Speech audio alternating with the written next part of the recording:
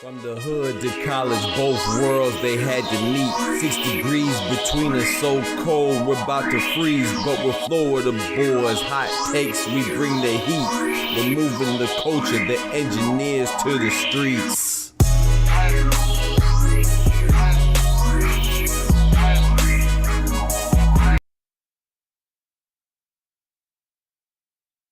Yo, y'all know what time it is. Y'all know what time it is. Yes, sir. I want to get on a little earlier, but I have some things to do, man. But y'all know what it is. We here, right on time. The doctor's in the house. Let's get it. Let's get it, man. I got loyalty. What up, Lit? You crazy? Yes, sir. Yes, man. What's good? So we got some things to talk about today. Quite a few things to talk about today, actually. So many things to talk about today, actually. We can talk about WNBA, talk about boxing, talk about so many things. But of course, we're going to start off with this boxing talk, man. Before we do, Left Hook Lazy, what's good, man? See you in a minute. Arnaldo, man, appreciate that message that you just left, bro. I just read it, man. Thank you so much. Big salute, brethren. Mi hermano. Pleasure to call you a brother, man. So I appreciate you, bro. Arnaldo in the building. Big member. All right, please bow your heads. You know, we always start off our streams with a prayer. This is no different. So if you believe in the faith, please bow your heads. If not, chill out, have a coconut smile. Dear Heavenly Father, thank you for blessing us to see this wonderful Sunday. And hopefully we all had a good start off to the week. I know Monday is the beginning of the work week, but Sunday is the beginning of the week, and that's the day that we, get the majority of our worship in, whether it's at church, whether it's at home, whether it's outside, whether it's inside. Lord, please let us embrace the week by putting you first and doing unto others as we would like done to ourselves. And keep it in mind that life is a test, and the test is to prove our faith to you and walk in the light and walk on the correct path. That doesn't mean that we won't make mistakes, but that our faith is strong enough to know that if we repent, we will be forgiven by you, Heavenly Father. Through Jesus' name, bless us with a wonderful week. Keep us, let's have a prosperous week, a safe week, a healthy week, both mentally, physically, emotionally, spiritually, and financially as well, Lord. In Jesus' name, amen, amen, amen. Let's get it. All right, so, I got some stuff. Arnaldo, brother. My guy, Arnaldo, bro. What do y'all think of? I'm not, you know what? Before I even say anything, I'm gonna let y'all say, because we got some people in here. I appreciate y'all joining on time too. That means a lot. So I'm gonna ask y'all. I'm not even gonna put in my input yet. For those of you that watched the Teofimo fight versus Steve Claggett, right? The Teofimo fight versus Steve Claggett and the Bam Rodriguez versus Juan Francisco Estrada. What do y'all think about Teofimo, man? Hey, God bless you too, Left Hook. What do y'all think about Teofimo? Like, what are we supposed to think? Like, even if you don't have a pick, what are we supposed to think about Teofimo, man? Like, what do y'all feel like, honestly? What do you feel like we're supposed to feel about Teofimo right now? If you really watch the fight, not if you watch the highlights, not if you just read on an article that Teofimo won. If you actually watched that fight and you were not aware of who Steve Claggett was, like the majority of folks out there, which is no shame in that, it's just the truth, and no knock on Steve Claggett, but until, I probably seen him fight before because I watch a lot of boxing, but his name was not memorable. Like, I didn't recognize him like that, but I became familiar with him once the fight was announced, like I usually do. If I don't know somebody, I'm interested in the fight, I go and do my research, I watch their fights. So I'll talk about 4 or 5 fights of Steve Claggett. What are we supposed to think?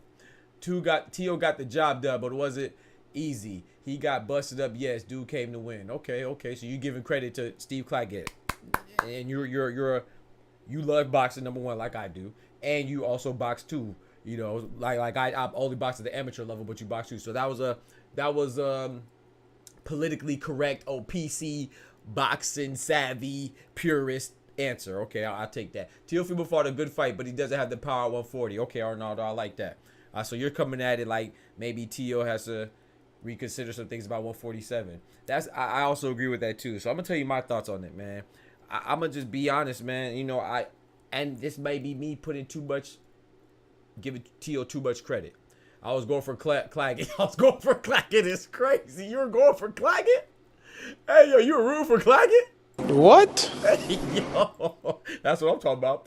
But I'm gonna put it like this, man. I second what you all say, but I'm gonna get right straight to the point. We ain't gonna beat around the bush. We're gonna go straight for the tush. You know what I'm talking about? Pause. I think that Teofimo is not who we thought he was, man. He's not who I thought he was. But you gotta understand, I'm coming from the standpoint of I thought Teofimo. I literally just called Teofimo the best at 140. I said it's skill wise, him and well, I think Devin Haney's the best skill wise. You know, he has a jab, better fundamentals. But who has the best upside and the most, you know, the intangibles? You know, he has the twitchy reflexes, he has a great reaction, he has the athleticism, obviously be backflipping and TikToking, you know what I'm saying? He has the power. I think he was the most complete fighter at 140. I thought he was the best. You know, I've always said that for a long time. Even before the Devin Haney Ryan Garcia fight, if you go look at his document, I thought Teo was the best at 140, slightly, but the best. You know, and then I just like, you know, and I've always shot down the notion where people say, oh, Teofimo had an off night. That's why the fight was close against Sandor Martin. Oh, he had an off night. That's why he lost to Kambosos. Oh, he had an off night against Jermaine. That's too many off nights, bro. That's way too many off nights. If you're the takeover, if you're the best, like, let's keep this in perspective. He fought Steve Claggett. Once again, no disrespect to Steve Claggett. He definitely came to fight. I second that. I think he's a formidable, good opponent, but he's nobody that's somebody who's the best or the takeover or somebody who's challenging pound for pound king and Terrence Crawford. That's 2 weight classes above him. That's not the performance that person is supposed to give. Steve Claggett's not supposed to be able to hang with that person that's calling out Terrence Crawford or anybody else on the pound for pound list. Anybody on the pound for pound list and who's considered a division best or arguably one of the best in whatever division that he's currently at, whether it's at 135, 140, if he goes to 147, we look at Teofimo as one of the best. I know at least I do. And you're not supposed to have that performance against Steve Claggett. And the thing that I'm saying, most importantly, is that this is what I've always said. I was always the one that said I never thought his loss to Kambosos was that bad because I thought Kambosos is a good fighter. I think he's underestimated and disrespected. They call him a bozo and they call him a clown. I think Kambosos is good. Do I think that Kambosos was the best champion? No, I actually think that he was the weakest link of the champions at 135, but I still think you're good if you could be a champion, in my opinion. So I never thought that loss against Teofimo was that bad. I mean, I thought Teofimo should beat Kambosos, but I didn't think that his loss against Kambosos was that bad because I don't think Kambosos is that bad at all. And then his loss to Sandor Martin, I was like, okay, you know, I never say Teofimo has an off night because I feel like that's disrespectful to Kambosos and Sandor Martin. Like, these guys are preparing for Teofimo just like Teofimo's preparing for them. So they're actively going through training camp, trying to see what they could do to counteract Teofimo. That's what everybody does. So when you just say that, oh, Teofimo had a bad night, you're completely disrespecting his opponents. So same with Steve Claggett. Once again, I don't think Teofimo had a bad night. I think like Lacey said, Claggett came with that pressure, and he implemented his game plan. And I think he fought better than what Teofimo thought he was going to fight. But for me, Teofimo's lack of game plan repeatedly. Against Jermaine Ortiz, he looked like he had no game plan. Against Kambosos, he even said himself, his game plan was to knock Kambosos out in the first round. That's why he got rudely awakened, if you will, by a stubborn, a smart, a clever Kambosos, who said, if you come in here wild, think you're going to knock me out in the first round, I'm going to hit you with that act right. That's what Kambosos said, and that's what he did. He dropped him on his way to a victory. Sandor Martin, when he fought, he doesn't look like he has a game plan. Now, it just, Lomachenko, I was like, man, no, you know, because I'm still stuck on his great victory against, his great upset victory against Lomachenko. I'm still stuck on, like, man, how phenomenal he looked against Josh Taylor. But now, I'm convinced. There's nobody that can convince me otherwise. Teofimo, stylistically, was just a bad matchup for Lomachenko for whatever reason, and just a bad matchup for Josh Taylor. Teofimo is not good. I'm sorry. When I say not good, he's good. He's not great.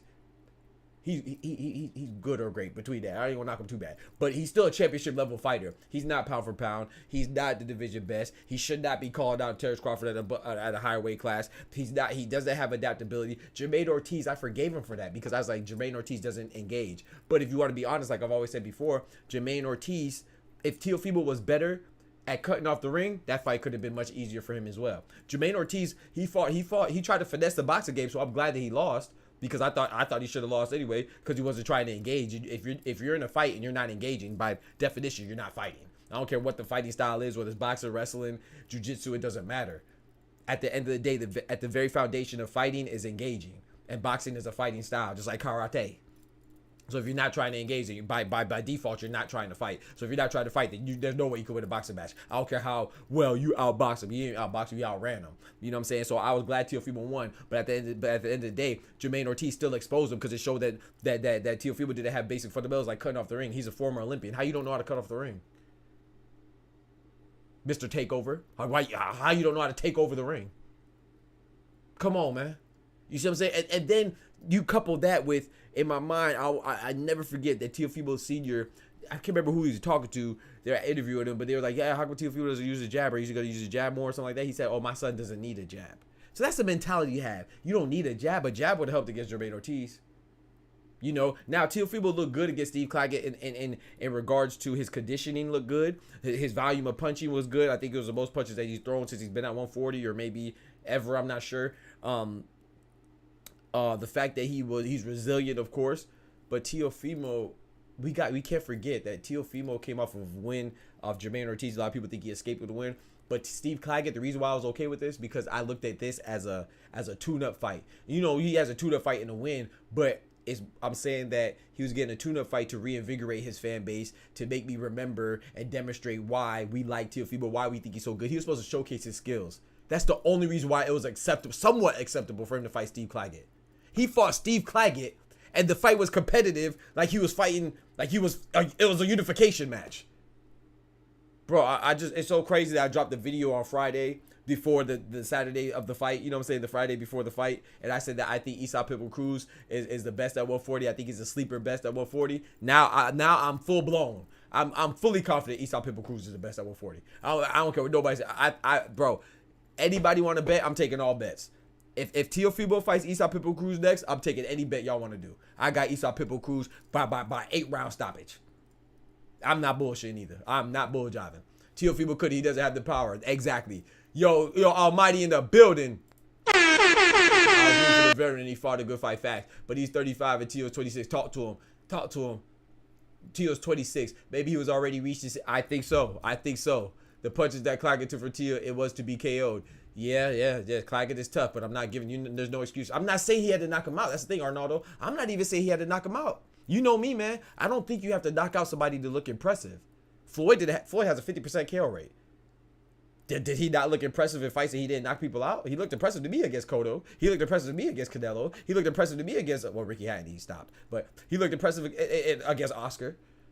He looked impressive to me against Sugar Shea Mosley. He ain't knocked them out. So you don't have to, like, there's no shit, not saying you, Arnaldo, I'm just talking to you, so I appreciate the comment, because get my gears running, my gears going. There's no shit that you have to look impressive. I mean, the only way to look impressive in boxing is a knockout. No, there's plenty of ways to skin the cat. You don't have to. Teofimo looked impressive against Lomachenko. He ain't knock him out. Did he stop Lomachenko? No, he looked impressive. Was that not impressive? That's probably his most impressive win. So Teofimo did not even look impressive. Bro, he looked like he was in there. He just thought he was the better fighter, which he is. He just thought he was a more athletic fighter, which he was. He just thought he was a stronger fighter, which he was. And he was like, hey, I'm a better fighter than you, so I'm going to beat you. No, bro, he had no game plan against Jermaine Ortiz. He had no game plan against Sandor Martin. He had no game. Well, his game plan was to knock out George Kambosos because he disrespectfully, like, George Kambosos is not even a fighter. So he didn't have no game plan against Kambosos. Come on, man. Now Steve Claggett, you don't like you have a game plan? Nah, bro. Yeah, he has no. There is no game plan. It's just I'm gonna go fight somebody and I think I'm better. Come on, bro. Tank, when you watch Tank fight, you can see his game plan in action. Frank Martin lost to Tank. You could see his game plan in action as long as it lasted. Devin Haney, he has a game plan. He abandoned his game plan against Ryan Garcia, but that doesn't even matter because, the Austrian and all that stuff. Pitbull has a game plan. He sticks to it vehemently. That's why I rock with Pitbull. One of my favorite fighters. He has a game plan. Liam Paro had a game plan against Subro Matias. Hell, Subro Matias has a game plan.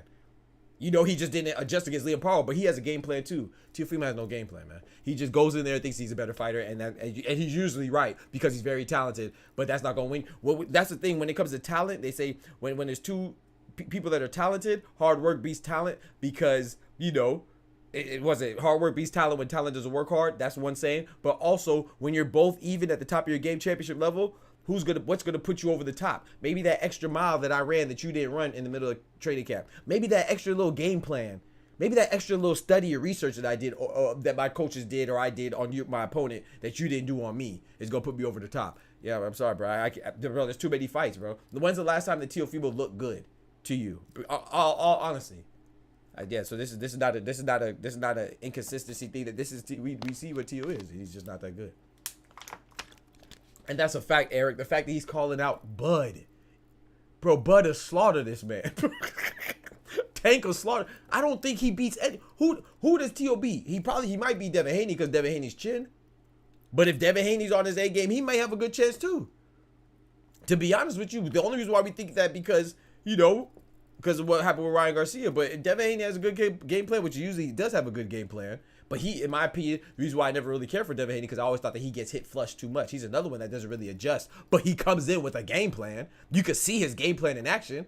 Now, when you respond to his game plan, he doesn't really adapt very well, and he doesn't really dodge punches very well. Like when he gets hit pretty flush. You know what I'm saying? Evidence from when Jorge Linares did it, and then when Lomachenko started hitting him towards the end of their fight, and then of course with Ryan Garcia most recently, infamously. So I just think that Teo, man, I'm sorry, I'm not sure if he beats Lynn Parra. And you know what's crazy about this, Arnaldo? I'd be so correct in what I'd be thinking. Of course it didn't happen yet, but remember, I don't know if you remember, I don't know if you're here, but I said when Jack Catterall called out Teofimo, if you go look what Jack Catterall just beat Josh Taylor in the second fight on my stream, we live streamed it, right? Always provide live boxing commentary. Appreciate y'all showing up. But what did I say? I said, man, he called out Teofimo. I said, bro, I think Teofimo's the best at 140, but I like it. I said, stylistically, Jack Catterall is the best against Teofimo. Not because he's better than Teofimo or does anything better, but what did I say? I said if Jack Catterall fights Esau Pitbull Cruz, who was a champion, I think he gets mowed down. I don't think he can stop Esau Pitbull Cruz pressure because you have to be a very good fighter inside and out. Like Tank was. People underestimate Tank's fighting ability, but if you watch Tank versus Pitbull, people are impressed with Pitbull because he went the whole distance and like, oh, well, Tank did knock him out. No, I was most impressed how Tank was able to stand in the pocket and keep him off him. You see what happened when you can't keep him off him. Ask Rolly Romero. Giovanni Cabrera did a pretty good job of frustrating Pitbull too. But I don't think Jack Catterall was going to be able to keep him off him. At the time, Subaru Matias was a champion. This was before Liam Paro beat him. I was like, man, I don't think Jack Catterall is going to be able to withstand Subaru's pressure once he starts to get going. I think he'll wear him down by like the 9th or 10th. But they said Teo. I was like, man, I feel like, and I also said Devin Haney. I think Devin Haney could probably keep him at range because Devin Haney's really good at range, using his jab to control the range and the distance of the fight. You know what I'm saying? He's good at that. I'm not sure if Jack Catterall has the maneuverability and the evasiveness to get in to Devin Haney's range or get within his defense. You know what I'm saying? But with Teofimo, even though I think Teofimo's the best, Teofimo is the easiest to knock off their game. He's the easiest person to game plan against. He's the easiest person to get out of their game plan. You know why? Because this is just evident. He doesn't have a game plan. That's why that's why he looks so bad. Like people say, oh, he just looks bad. He fights down to his opponent. That's so disrespectful. Because Sandor Martin, he's a tough fight for anybody at 140. Sandor Martin's a tough fight for anybody. Talk about he fights down to his opponent. No, bro. Bro. Stop it, man. Teofimo was just not as good as we think he is, bro. Bentley in the building. It just is what it is. I agree. I'm saying that Claggett took some shots that could have killed somebody. No, I got you, Arnaldo. I got you. Yeah, I understand what you're saying. So like I said, I'm not coming at you. You know, I'll be talking passionately and stuff. But yeah, he did. But what you said is very important too, because like his last 5 fights or 6 fights were at 140, and yeah, maybe his power left him once he left to 135. But I'm not even sure that his power left. Bro, I think he could have got Claggett out of there. I just think that, man, Claggett is tough, but I think that he just didn't know how to put punches together, And like I said, Claggett is a tough guy, but I'm sorry, it is what I'm not going to give you full credit for Claggett, especially when people out there not giving Tank credit for Frank Martin, especially when people aren't about to give Shakur credit for Artem Honeyunion. Ain't nobody about to give him credit for Artem Honeyunion. Steve Claggett has 7 losses. Artem Honeyunion has 1. To Frank Martin, who I think is a very great fighter and an underrated fighter as well. So, you know what I'm saying? Steve Claggett, no disrespect to him, but it is what it is. We go call a spade a spade. Steve Claggett has no business hanging with you if you a top guy in your division. Steve Claggett now has 8 losses with the Teofimo loss. And Steve Claggett been stopped before. Just because you've been stopped before don't mean everybody gonna stop you. But it's not like he's never been stopped before. It's not like he's Juan Francisco Estrada, who Bam Rodriguez is a beast because he stopped him. He was the first person to stop him. Steve Claggett's been stopped before. And Teofimo didn't do it. Imagine if Tank didn't stop Steve Claggett or look impressive. Come on, bro. Come on, man. You know what time it is. Y'all know what time it is.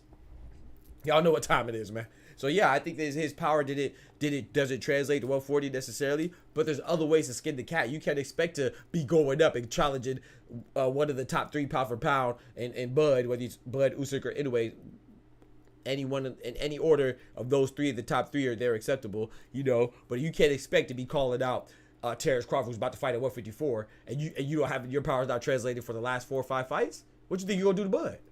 You're not gonna do nothing to Bud.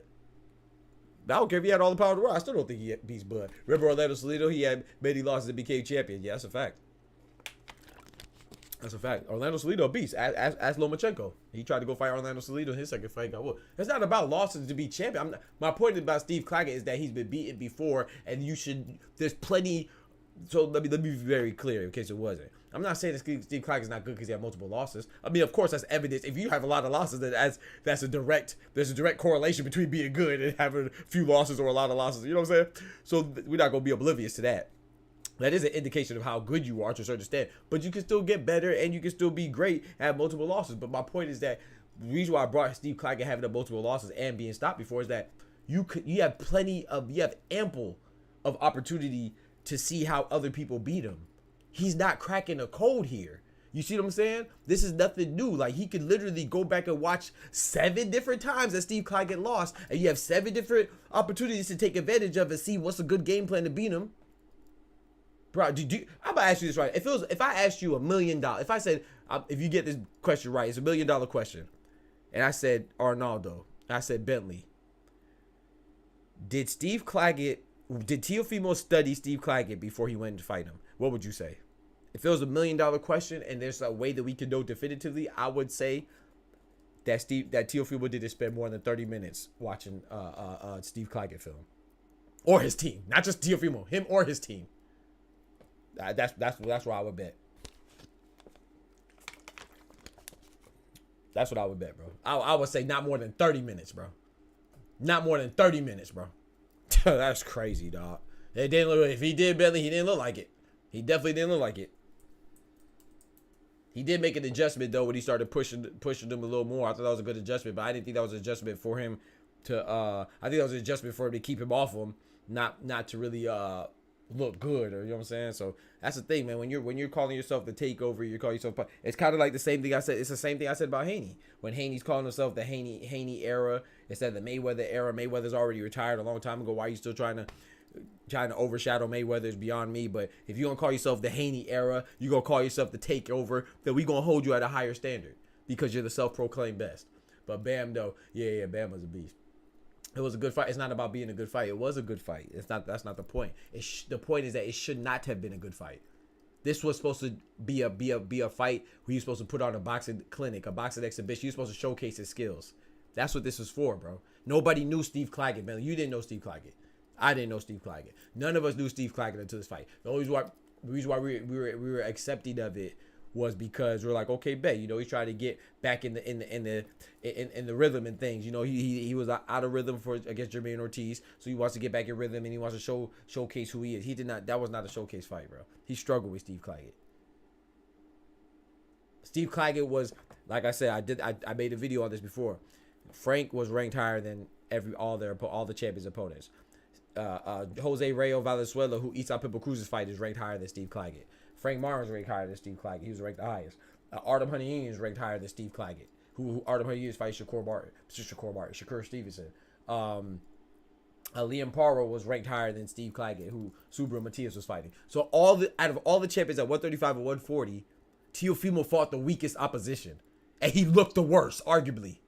Do you understand what I'm saying? Am I being very clear? Like, out of everybody, Subriel fighting Liam Paro, Tank fighting Frank.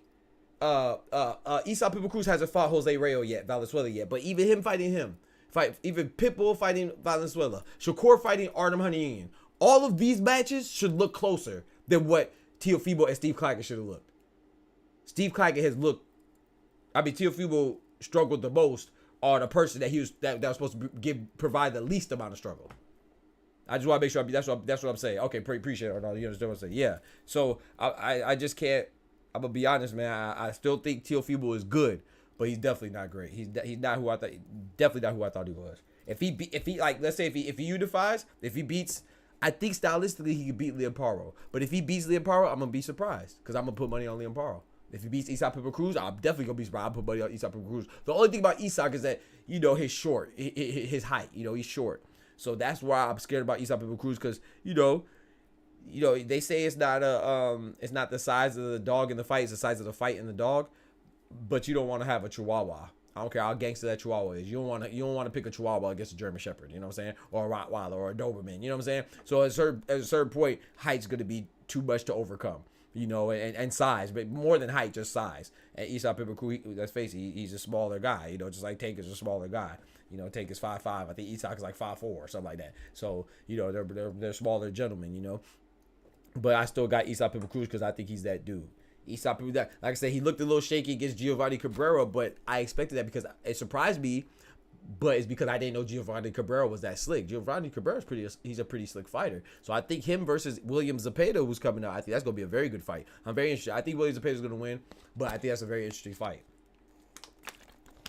So I do think that there's a blueprint on how to beat Isak Pippa Cruz, but it's hard to execute. Chihuahuas are the meanest dogs. But they littler. So yeah, but I think Teofimo, man, Teofimo, like I said, I was very disappointed in Teofimo. I don't like to say it because I like Teofimo. People are going to think, oh, whenever you provide criticism or you give your honest opinion, you don't like it. But no, it has nothing to do. But I like boxing, man. Teofimo's he's actually one of the top guys in my opinion. He was, but there's just too many examples and too much evidence and too many, you know, too much times I can see where he looks mediocre, bro. He looked mediocre, bro. You know, a good fight doesn't mean. Let me ask you. Let me give it. And just no disrespect. Rest in peace, Arturo Gatti. But it's like Arturo Gatti and Mickey Ward. They had great fights with Trilogy, right? They had great competitive fights. But nobody would think that Mickey Ward or Arturo Gatti was one of the best, right? At their divisions, no. But they had great, exciting fights. So there's a difference between having a good, close fight and being top guys. That's different. That's not the same thing. Like Manny Pacquiao and Juan Manuel Marquez, they had great fights and they were top guys. You know, Teofimo and Steve Claggett, that was a good fight, but they weren't. It wasn't indicative of how good they were. Hell no, absolutely not. So yeah, so that's just my opinion on that one, man. I was disappointed in Teofimo, man. So I'm gonna be honest, man. I thought Teo versus a lot of people was interesting, man. I'm gonna be honest. Y'all let me know where to stop, man. I think Teo loses a lot of fights. I think Teo versus Bud. I always thought that Bud would beat him. I definitely think Bud. I know Bud will beat him now. What about Teo versus Tank? I have Gervonta. Teo versus Shakur. I have Shakur, who's been calling out Teo a lot lately. Teo versus Pitbull. I have Pitbull. Teo versus Paro. I have Paro. I'm trying to think who's the top at 140. Jack Catterall and Regis Prograis fighting each other. Teofimo versus Jack Catterall, I will lean towards Teo. Teofimo versus Regis Prograis, I lean towards Regis Prograis. Slightly. I lean towards Teo, sorry. Teofimo versus Regis Prograis, I lean towards Teo, sorry. Teofimo versus Jack Catterall, I lean towards Teo slightly again. Sandor Martin, he already beat him, so that was a close fight. Oh, Teo versus Alberto Puello? That's a good fight. Teo versus Gary Antoine Russell, I think stylistically, I think Gary Antoine Russell beats him. Stylistically, Teofimo and Gary Antoine Russell, and Alberto Puello is a good fight. That's a good fight. But anyway, yeah, it's just, man. War vs. Gotti was real facts. War vs. Gotti was dope, man. That was dope. But yeah, so I think, man, that's all I want to talk about, man. But now I want to get on to the fight, which was a great fight. Jesse Bam Rodriguez versus Juan Francisco El Gallo Estrada, man. The Rooster, right? The Rooster, man. El Gallo. You know, he was the Rooster, you know what I'm saying? Got Bam versus the Rooster, man. Yeah, he made that Rooster crow, you know what I'm talking about? Said crow, he crowed no mas, you know what I'm talking about? But that was a great fight, man. I always tell people this, Juan Francisco Estrada, he's a very good fighter. He's a top fighter. He's 34 years old. I don't think he's that old. I think people exaggerate age. I just think, he has a lot of fights though. So, his age coupled with his ring mileage is what makes him an older fighter. But he's not really too old. He's only 34. But that was a good fight, They were on a collision course for a little while now. I thought Bam Rodriguez looked very impressive. You know, Bam Rodriguez was looking very good. I think the 4th round is when he first dropped. Excuse me. He dropped Juan Francisco Estrada, and you know it looked like he was in control. But then Juan Francisco, like a true warrior, came back and pow, dropped him in the 6th round with a nice 1-2, man. Now the 1-2 that Bam got dropped with, you know what I'm saying, he showed a lot of. He just showed big cojones, you know what I'm saying, mental fortitude, so the physical capacity to bounce back, you know what I'm saying, the rebound. And, you know, with his drop, though, immediately when I saw the drop, it was a good drop. I don't want to say it was a flash knockdown. It was more than a flash knockdown. He definitely felt it, but you saw how quick Bam got up, you know what I'm saying. He definitely didn't rub me off. Rub me off is crazy. Hey, yo, pause. He definitely didn't rub me as somebody who was really hurt. You know, he just seemed like, you know, he got caught with a good shot, and he bounced back and recovered very well, man. So shout out to him. You know, he kept his composure, and it was a good fight. And then what happened next round? Bow! He drops he drops El Gallo with a body shot. Had him curled up in the fetal position, man. But and see, this is what I'm talking about with Teofimo and Steve Claggett. You know what's crazy about that stoppage, and what's great about that stoppage? Not only that Juan Francisco Estrada is a great fighter, unlike Steve Claggett. Another thing, El Gallo, he's never been stopped, unlike Steve Claggett. And that's the difference as well. You know what I'm saying? We saw the difference of levels, bro. Bam Rodriguez is a great fighter, fought another great fighter, and, you know, he had a little instance of back and forth, you know, when he dropped him and then he got dropped back, but he still came out and won in a dominant fashion. You see what I'm saying? There's no blueprint really on how to beat Juan Francisco Estrada, man. And Juan Francisco Estrada, he's not undefeated, but he's beat everybody they stepped in the ring with, similar to Lennox Lewis, right? You know, which means that whether they got a draw with you or they lost to you, they bounced back and fought you again and beat you and avenged their loss or their draw. That's the type of cloth that Juan Francisco Estrada's cut from. Yo, he's a beast, man. And it's so funny because they both fought Quadras, who El Gallo, he stopped Carlos Quadras, and then Carlos Quadras' next fight, he fought Bam Rodriguez on short. Well, Bam Rodriguez fought Carlos on short notice because it was like a year and a half, 2 years later after his knockout loss to Juan Francisco Estrada. Bam Rodriguez was on the undercard for Carlos Quadras' fight, but Carlos Quadras' opponent, I can't remember his name right now, his opponent fell ill, so Bam Rodriguez took his spot on short-term notice, so he didn't get a chance to study his opponent. And same with Quadras, he didn't really study his opponents either. But Bam Rodriguez, he was already in fighting shape and stuff. He was on that card. He was just an undercard. They bumped him up a slot, kind of like what happened to Fedora. You know, when Fedora fought Tim Tszyu, Fedora was going to be on that undercard. He was going to be on that card too, but they bumped him up. You know what I'm saying? Once Keith Thurman had to pull out due to injury. But yeah, so you know, when he beat Quadras, it's like him and Juan Francisco Estrada were already on a collision course, and they finally fought now, man. And you know, Juan Francisco Estrada, he has 3 fights with Chocolatito, another beast, another legend, Roman Chocolatito Gonzalez. He lost to Gonzalez the first time, then he beat him 2 more times after that, some years after, but he still beat him and avenged those losses. So the reason why I bring that up is because it's very important. You know why? Because Juan Francisco Estrada, they have a rematch clause. Big bombs. He has a rematch clause, man. They have a rematch clause, and guess what? He said he's going to enable and enact his rematch clause. Yeah. So that means they're going to fight again. And what did I just tell you about Juan Francisco Estrada? It's like when he loses, he bounces back better. You see what I'm saying? So Jesse Bam Rodriguez, I still think I like Bam in the rematch, but Bam has to be careful. Don't get too comfortable on that throne, because all you can do is just look at his history. You know what I'm saying? It's documented. Juan Francisco Estrada, when he fights you again, he takes notes. He comes back better. So if he fights Bam Rodriguez again, man, hey, maybe you might be smart and put some money on the upset. That's the crazy part.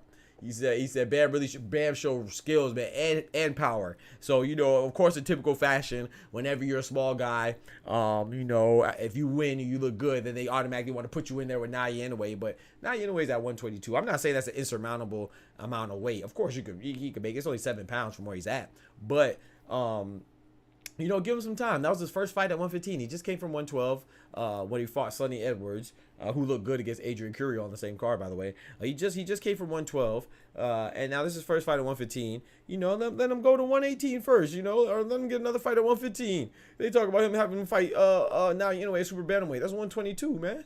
Sheesh. I know every time somebody wins, they want to throw Naoya Inoue's name out there, whether the guy's smaller or bigger. They just threw. They want Naoya Inoue. They were asking Shushu characters about Naoya Inoue. They asked Rafael Espinoza, El Davido about Naoya Inoue. They're at 126. They're a weight class above Inoue, and now somebody who's 2 weight classes below, they ask him about Inoue. It's like, gosh dang, everybody gonna fight Inoue? But what I think could happen is that Bam Rodriguez could fight his younger brother, Takuma Inoue, who's at 118. That's 3 pounds difference, you know? He's at bantamweight. You know, he could move up and try to fight him, or he could move up and fight Junto Nakatani. That'd be a great... Nakatani versus Bam Rodriguez would be a great fight. That'd be a fire fight. Fire. Oh, man, that fight would be great, man. I would actually... Oh, I have the wrong... I have the wrong thing right here. Hold on, let me update my picture.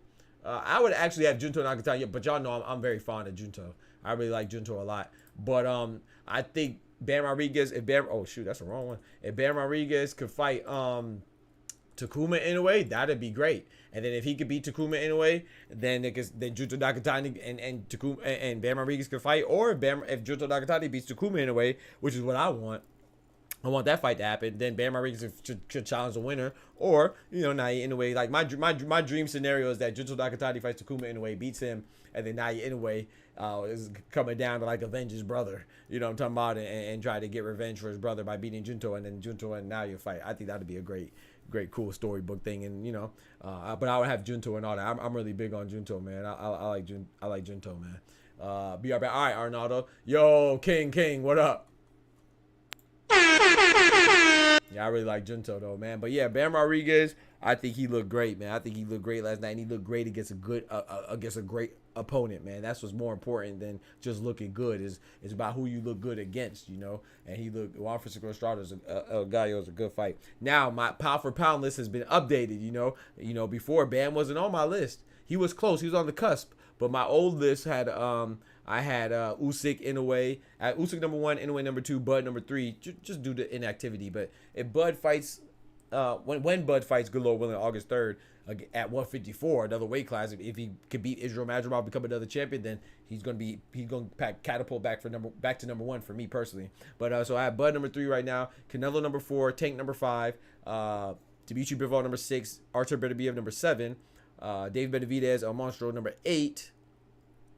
Devin the Dream Haney number 9, because that no matter how you feel about it, Ryan Garcia cheated him, and that was a no contest, so he's still on the pound for pound list and undefeated. And then I had Junto Nakatani as number 10. But after seeing last night at Bam Rodriguez, man, there's a lot of people I have like 11, 12. You know what I'm saying? Like outside of 10, like Errol Spence outside of 10. I had Bam Rodriguez outside of 10. I had Shakur Stevenson slightly outside of 10. There's a lot of fighters that could be considered, But now after that fight last night, man, I got Usyk number 1 still, Inoue number 2, Bud number 3. That didn't change.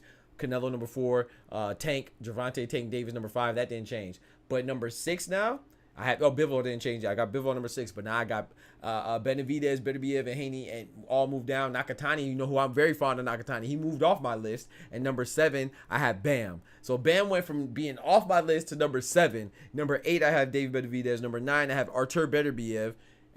He's inactive, man. And then number 10, I have Devin Haney. So that's my list right there. Well, Bud is at least number 2, if not number 1. Nah, he's not number. I mean, it's number 3, so it's not that big of a difference. So he's definitely not number 2, or not for me, or number 1. He's definitely not number 1. When's the last time you see Bud fight? Bud fought over a year ago almost. How could he be number 1, man? Activity means something, man. You got to be active, bro.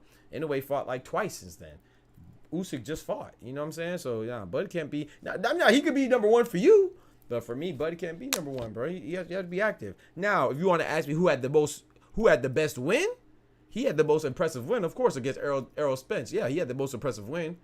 But, Inoue had some good wins. Not as impressive, but he had some good wins. And then Usyk had a good win, heavyweight dominance. First heavyweight in 25 years, a quarter century. Come on, man. Are you kidding me? First heavyweight undisputed since Lennox Lewis? Come on, man. Devin is definitely on the list. Why wouldn't Devin Haney be on the list? So who should I put there instead of Devin? Why should I take Devin Haney off? I'm not even a big Devin Haney fan, but I'm a fan of boxing, and I got to call it for what it is. Who would you put instead of Devin Haney? I mean, the man got cheated. That's crazy. Yeah, so you're not... You just want to have a problem with something then. Because if you didn't hear me say Tank, I said Tank twice.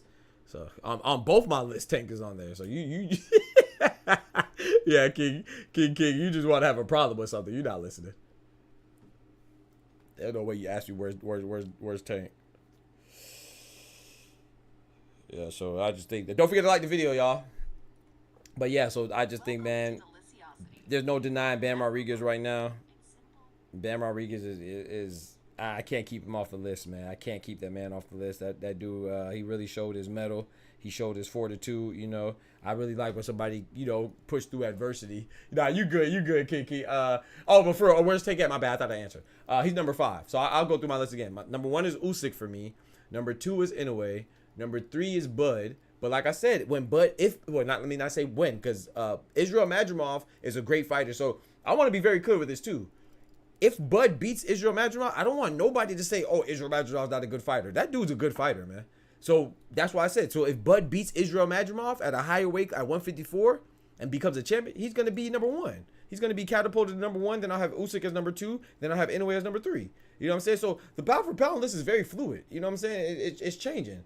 All the time, you know, it depends on people's feats and stuff, but I think that would be a great one. I know people are going to discredit, but they're going to say, oh, Israel Madrimov, he only has 10 fights. He's not, he just became champion. He's not a good fighter. No, that dude's a good fighter, man. He has a great background. If you go look up his background, amateur pedigree, all that stuff, he's a good fighter, man. You know, he just started, you know, a lot of those Eastern European guys, you know, they start a little late, if you want to look at it like that, but they you know, they have boxing schools over there. So, you know, Israel Madrimov is good, and don't be surprised if Bud loses either, you know, but he is moving up. But yeah, so let me go back through it. So I have Alexander Usyk number 1, first heavyweight in a quarter century, 25 years. You know what I'm saying? He's definitely number 1. He's undisputed in 2 weight classes, cruiserweight and heavyweight.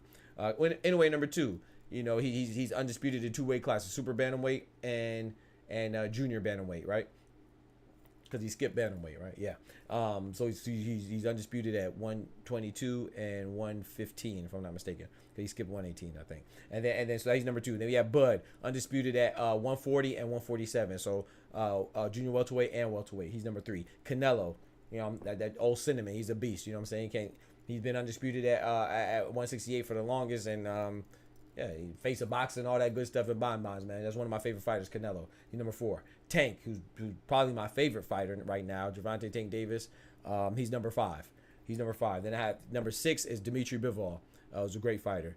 Fighting for undisputed light heavyweight soon, hopefully, as long as Beterbiev doesn't get injured again. Number 7, I have Jesse Bam Rodriguez, who took out undefeated Sonny Edwards last time we saw him at 112 and moved up for the first time to 115 and just beat Juan Francisco Estrada, El Gallo, man. That was a great fight last night. Then that's number 7. Number 8, I have David El Monstro Benavidez. His resume speaks for itself. He just went up to light heavyweight and beat Alexander Gvozdyk, who I think is very underestimated. He's an underestimated opponent. He's a top fighter. He only has 1 loss, and that's to Artur Beterbiev. And when Artur Beterbiev beat Alexander Gvozdyk, on 2 of the 3 judges' scorecard, Gvozdyk was actually winning the fight up until he got knocked out. You know, Beterbiev has a 100% knockout rate. And speaking of Beterbiev, I have Artur Beterbiev number 9, and then number 10 I have Devin Haney. Devin Haney, he's still the youngest undisputed in the 4-belt era. You know, people like to say, "Oh, we saw him get exposed or beat." You can't get exposed if your opponent is cheating. It is what it is. Whether you like Devin Haney or you dislike Devin Haney, or you like Ryan Garcia, dislike Ryan Garcia. I know you're new to the stream, King, but I actually bet money on Ryan Garcia. I thought Ryan Garcia would beat Devin Haney because I think Devin Haney is. I'm not the biggest Devin Haney fan, but I respect fighters and accomplishments and accolades and greatness. And whether you like him or not, he's definitely great. And so, like I said, I put money on Ryan Garcia. I thought that he could beat him because I don't trust Devin Haney's chin or other intangibles. I don't think he adjusts well in the fight. And this will be the first time. Ryan Garcia was the first time he fought somebody that was the same age as him, young, you know, strong, and the same size as him too. The same age, the same size. And, you know, Ryan Garcia's going to come forward, put that pressure on you, you know, with his big left hand. But with that being said, even though I won money, even though I bet money on Ryan Garcia, I like Ryan Garcia more than I like Devin Haney as a fighter. I don't condone cheating. You know what I'm saying? I don't hate Devin Haney so much that I want him to lose by any means necessary. And I don't love Ryan Garcia so much that I'm okay with him winning by any means necessary. No, sir. It's still boxing. I don't like any fighter more than I like boxing. And I don't get why people do either, you know. So, yeah, him cheating, I denounced that. And it's a no contest. So it exists in our head because we saw it, what transpired, but it was not on fair terms, you know. So it didn't count. So I can't knock him for a fight that didn't count. Obviously, it didn't. It's no contest. I don't think beating Madrimal should catapult him to number one. B Dog said, why not? Why wouldn't that catapult him to number one? So he'll be in a new weight class and he'll be being a champion. Why do you disagree, B Dog? And it's okay to disagree. I'm just asking. Bivol over Canelo. Bivol beat Canelo. So that's a logical rebuttal, right? That's a logical rebuttal. Like, hold on, how can Canelo be over somebody that he lost to? Well, it's the circumstances in which you lost. Number one, Canelo moved up. That's number one. Number two, he lost to somebody who's considered the best, if not the best, one of the two best at light heavyweight, and better be ever Bivol. So he went up and fought somebody it wasn't like he fought some random at 175, you know what I'm saying? No disrespect to any other fighter, but he fought arguably the best at 175, and he didn't get knocked out. Canelo didn't look bad. He just looked like the smaller guy. He just like Bivol was too big for him, so he attempted greatness, in my opinion. So and you got to remember, he went up to 175 against Kovalev before and beat him. So he's just trying to go back to 175, try greatness again. So I don't knock him for that, but that's number one. But number two, not only that, now Bivol, who was the best opponent that Bivol beat? What is Bivol known for? For beating Canelo, and Canelo's a smaller guy. So one, he moved up and lost. It wasn't a devastating loss. And number two, he's still the best opponent on that guy's resume. So, and he just came off of beating Jaime Munguia, who a lot of people don't give Canelo credit for because it's not David Benavidez. So Canelo can fight anybody. If it's not David Benavidez, they're not going to give him credit. You know what I'm saying? I want David Benavidez and Canelo to fight just like everybody else. But there's other good fights out there for both of them that don't involve each other. Jaime Munguia is a young bull, man. Jaime Munguia is a beast. 40-something fights. Now, he has a padded resume. Now, his record's kind of padded. But, he knocked out John Gorilla Ryder, who's a tough opponent. He beat Gabriel Rosado. A lot of people might be like, Gabriel Rosado's nothing, but Gabriel Rosado's a tough guy, too. He beat Takeshi Inoue. He beat Sergey Derevyanchenko. So, Jaime Munguia is a good... If David Benavidez did not exist, people would have really liked Canelo versus Jaime Munguia, but it's just if Canelo fights anybody that's not David Benavidez, people are gonna be mad, and rightfully so though too. I don't think that's a greater feat than what Usyk just accomplished. He beat the reigning lineal heavyweight champion and outweighed by almost 40 pounds. Yeah, that's true. That's true. I'm with that though. So if you had Usyk number one, I wouldn't be mad at that. However, my rebuttal to that is that happens all the time in the heavyweight division, right? That's what happens when you're a heavyweight, right? Zhang just beat Wilder. And he outweighed him by 60 or 70 pounds. No one said nothing. You know what I'm saying? So that's just that happens all the time. So I'm not saying that you're out of bounds, B-Dog. But let's be real. That happens in the heavyweight division. There's no cap. You see what I'm saying? There's no limit. So that's not the first time. So it is remarkable. Don't get me wrong. I'm not downing it. But once you're in heavyweight division, that's what you sign up for, baby. If me and you are the same size, or you outweigh me by 50 pounds, it is what it is. Deontay Wilder just got outweighed by 70 pounds against Zhang. No one says nothing. Tyson Fury also outweighed Deontay Wilder by a whole lot of pounds. You know what I'm talking about? No one said nothing. So yeah, Usyk is dope for that. Don't get me wrong. I'm not discrediting it, but that's what happens in the heavyweight division. You know what I'm saying? It's not unheard of. So that happens. Especially look Mike Tyson too. Mike Tyson he had to fight a whole bunch of guys. He was in there fighting Big Show. If you watch wrestling, Andre the Giant. Do you let people on your? Yeah, absolutely. Yeah, man. I encourage people to join. Man. That's a Discord right there. Yeah. So now, but I want to say this. But B-Dog, I have a platform to where we may disagree. I'm gonna give you my reasons why I disagree, but I don't think that's wrong. I'm gonna be honest. I feel like as long as your top three, or if I be truthful, as long as your top four is Usyk, Canelo, Bud, Inoue, and Canelo, I think you're on the right track. However, Canelo would have to be number 4. So let me take him out. So your top 3, as long as your top 3 includes Bud, Inoue, or Usyk, whatever order you have, it's not really too much to argue. You know what I'm saying? You just be arguing like preferences and maybe slight bias, but I don't think there's a wrong answer. Like if you had Bud number 1, Inoue number 2, Usyk number 3, I don't think that's a wrong answer. I would argue my point and tell you why I don't feel that way, why I disagree.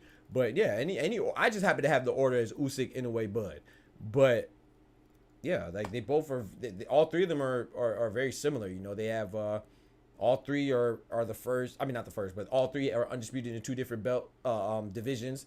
You know, and but like I said, the reason why I have Bud and King he disagreed with me. He said he thinks Bud should be higher than 3. But in my opinion, like, there's a whole bunch of factors, and one of the factors is activity. You know, like I honestly feel like Bud's win against Spence was the best because, you know, outside of Usyk and Tyson Fury, some people had Tyson Fury in the pound for pound, but not everybody. But everybody had Errol Spence and Terrence Crawford in pound for pound. You know, when they fought, it's like people are just so disrespectful. They conveniently forget things. You know, they have selective memory. But when Terrence Crawford and Errol Spence fought, that was a fight to determine whose era of boxing was. It was. That's what they sold it as, right? So when somebody lost, I didn't know who was going to win. You know, I leaned towards Errol Spence. But when I don't think anybody thought it was going to be that one-sided of a victory, you know what I'm saying, for either way. But it happened to be. But that doesn't mean that they weren't two great fighters. It's just two top fighters. One could be clearly better. But that don't mean that they're not both top fighters still. So with Terrence Crawford beating Errol Spence, I think that was the best win in like the last 4 or 5 years of any fighter, you know. But that win happened like a year and a half ago. Inoue fought like 3 times since then. Usyk just became the first heavyweight champion, undisputed heavyweight champion in a quarter century, 25 years. The last one was Lennox Lewis. So I got to give it to Usyk. For me personally, I got to put him number 1. Yo, Smoochie in the building. And then, you know, Inoue's fighting TJ Doheny, good Lord willing, in September, I believe. I don't think they solidified a date, but TJ Doheny's not, like I said, I don't want to just, because he's a former champion, but he's not that formidable of an opponent. So if Bud wins and Inoue wins, let's assume they both win, I still have Bud number 1. I'll have Inoue number 3, and I have Usyk number 2. I don't think a win over Doheny does much to move the scale when you talk about the 3 top, you know. But if Usyk beats Fury in their rematch in December, good Lord willing, then I might put Usyk back over Bud. You know what I'm saying? So we'll see. It's a quality of your opponents too. You know, you got to factor that in as well. What up with it though, Smoochie? So yeah, there's a lot of factors to consider, man. That's why it's fun. That's why it's sports, right? We get to talk about things, you know, and debate things. Excuse me. So yeah, man. Don't forget to like the video, please. I appreciate it. So yeah, so there's a lot of good fighters out there. That pound for pound is tough. It's only 10. Excuse me. It's only 10. Like, you can make an argument for Shakur. You know, you can make an argument for Shakur on there. You can make an argument for Junto Nakatani on there, who I like, one of my favorite fighters. You can make an argument. Hell, who else? You can make an argument for Errol Spence. Shit, he only has 1 loss, and that's to the guy who's the top guy, Terrence Crawford. You can make an argument for Errol Spence. You can make an argument for quite a few people, man. I'll say that. For top 10, though, I think probably just Shakur, Errol Spence. Oh, Tyson Fury. Tyson Fury. You can make an argument for Tyson Fury. And Junto Nakatani. I think those 4 are like the only ones. Those are the ones that aren't on my list that I can make argument. Oh, I would have been Teofimo, but Teofimo been looking shitty, man. Teofimo been looking shitty. Trying to stay up a little longer and participate in the. Oh, I appreciate that. Nah, get some rest, Smoochie. You know you be working. I'm talking. I need you to make that money, and I'm talking about, because when your boy need a whole little something, you know what I'm talking about. I'm gonna need you to make sure you got it. You feel me? Your boy might need. You know what I'm talking about. Might need a whole little something. You know what I'm talking about. I don't need you to tell me no. So get your rest so you can make that paper. You can't both be broke around here. You feel me? Yeah, man. But yeah, I don't think I'm gonna be on too long. Anyway, it depends on how many people join the chat and how much we talk about. But yeah, Smoochie, did you watch the fights yesterday or no, Smoochie? Those fights were good. Well, Sonny Edwards versus Adrian Curiel was good. Bam Rodriguez versus Juan Francisco Estrada was great. Teofimo Lopez and Steve Claggett was good, but it shouldn't have been because Steve Claggett is not a big fighter. You know what I'm saying? Not a known fighter. No disrespect to Steve Claggett. He's a tough guy, but Teofimo's supposed to blow him a guy like that out the water. And then I missed the Robesi Ramirez fight versus Benitez because I was watching who was on that time? Was it Sonny Edwards? Yeah, Sonny Edwards versus Adrian Curiel, and then those 2 ladies fighting before him. I can't remember their names now. Ramos and somebody else. I can't remember, but I was watching those. I was mostly watching the Estrada versus Rodriguez card. The top ranked card was it was alright. Fell asleep right after Teo's failed MJ. Yeah, that was terrible. I don't blame you for it. You didn't miss nothing. I can't believe that man struggled with Steve Claggett, bro. That's crazy. That was supposed to be like a show. You're supposed to showcase your abilities. You know what I'm saying? You're supposed to showcase your abilities. That's why you get in such a tune-up fight. But it's crazy.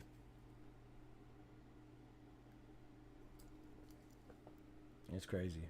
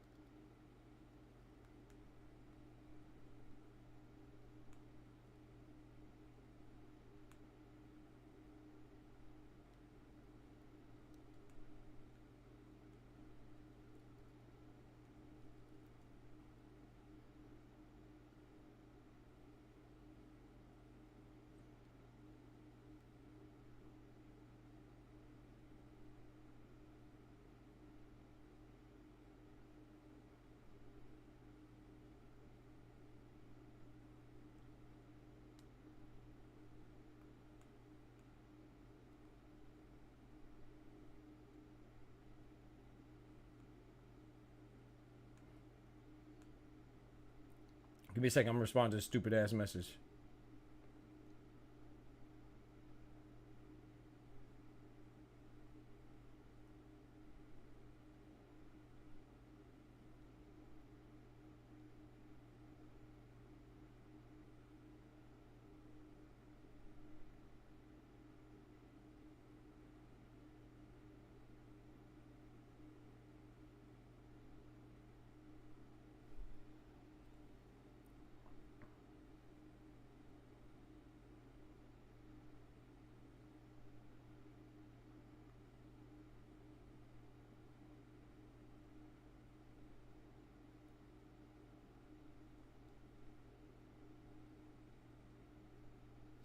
All right. One of the interviewers, commentators said Teal looks great against high tier opponents and not so great against low fires, and I don't disagree. You see, Smoochie, but see, I hate that because you're giving we're that's giving Teal an excuse. You see what I'm saying, Smoochie? Yeah, one of the commentators say that, but once again, I don't know why we afford Teofimo so many excuses. They love saying that, oh, Teofimo fights down to his competition. No. Teofimo looked bad against Jermaine Ortiz. Teofimo just looked bad against Steve Claggett. Teofimo looked bad against Sandor Martin. Teofimo looked bad against Kambosos. You know what I'm saying? He looked good twice. He looked good against Lomachenko, and he looked good against Josh Taylor, right? But maybe they just cater to his style. Maybe we're severely discrediting Sandor Martin, and we're severely discrediting Kambosos, and we're severely discrediting Jermaine Ortiz. Even though Jermaine Ortiz, I thought he tried to finesse the boxing game. All he did was run, so he didn't engage at all. So I don't give him no credit. But maybe we're severely discrediting Steve Claggett. Maybe they have a game. Maybe Teofimo is easy to enact and implement a game plan against. Maybe it's easy to take him out his game plan because what? He doesn't have a freaking game plan. He just goes in there and thinks he's the better fighter, and a lot of times he's right. He just thinks he's a more talented, more skilled, more powerful, bigger, faster fighter, and he's usually right. Teofimo does not have a game plan ever. When he fought Steve Claggett, it looked like he had no game plan at all. I'm sorry, Teofimo is just not as good as we thought he was. I thought he was one of the best at 140. How many times you gonna see him not look good and we say, oh, it's just an off night for Teo? How many off nights you gonna have? You gonna have any on nights? When you have 5 off nights and 2 on nights, I'm pretty sure that, the body of work means something. Sandor Martin ran from Teo. He gets no credit for that's crazy, Abdullah. James Hodge in the building was good. Talk to him, B-Dog. Talk to him, B-Dog. For some reason, Teo does not show. Exactly, B-Dog. Now you talking. I hit the link, but I don't get it. I see some new faces. Yeah, we try to get right, Smoochy. You know what I'm talking about? Teo is a hit or miss. No, Arnaldo, we can't say that, bro. Tio is inconsistent. It's not that he's inconsistent. It's that we say he's inconsistent. No, Teofimo, we have to give his opponents credit. I think Teofimo is very easy to game plan against. That's what I think it is. I think that these fighters, the fighters that did well against him, they took away something that Teofimo liked to go to, and they made him have to think, and he's not good at adapting. That's what I think. He's not good at adjusting. Exactly. See, Tio said before the fight he's just going to have fun. Looked like it to me. He was trying to look all flash. Exactly. But that's what he always. I'm not trying to. But how can you be the best and you do that? Did Floyd ever look like he was just trying to have fun? Even when he looks good? Even while he's having fun, you don't go in there thinking I'm trying to have fun. He went in there and said he was going to knock Kambosos out in the first round. And he actually fought him like he was trying to do that. And Kambosos said, you come here with that, I'm going to hit you with that act right. And dropped his ass in the second round, whatever round it was. Nah, bro. I can't have these. I can agree with you. I appreciate it, Ronaldo. I can't say you hit or miss, bro. I think that Lomachenko and Josh Taylor just simply catered to Teofimo's style. That's what I think. I mean, come on, bro. Steve Claggett, like I said, we were okay with Steve Claggett because we were, at least me, let me speak for me. Let me speak for myself. I was okay with him fighting Steve Claggett, and I'm documenting saying this. Steve Claggett, I figured because he looked so bad against Jermaine Ortiz, he wanted to get a fight against Steve Claggett, somebody who he could showcase his skills against, demonstrate his ability, and remind us is why we think he's so great. You know what I'm saying?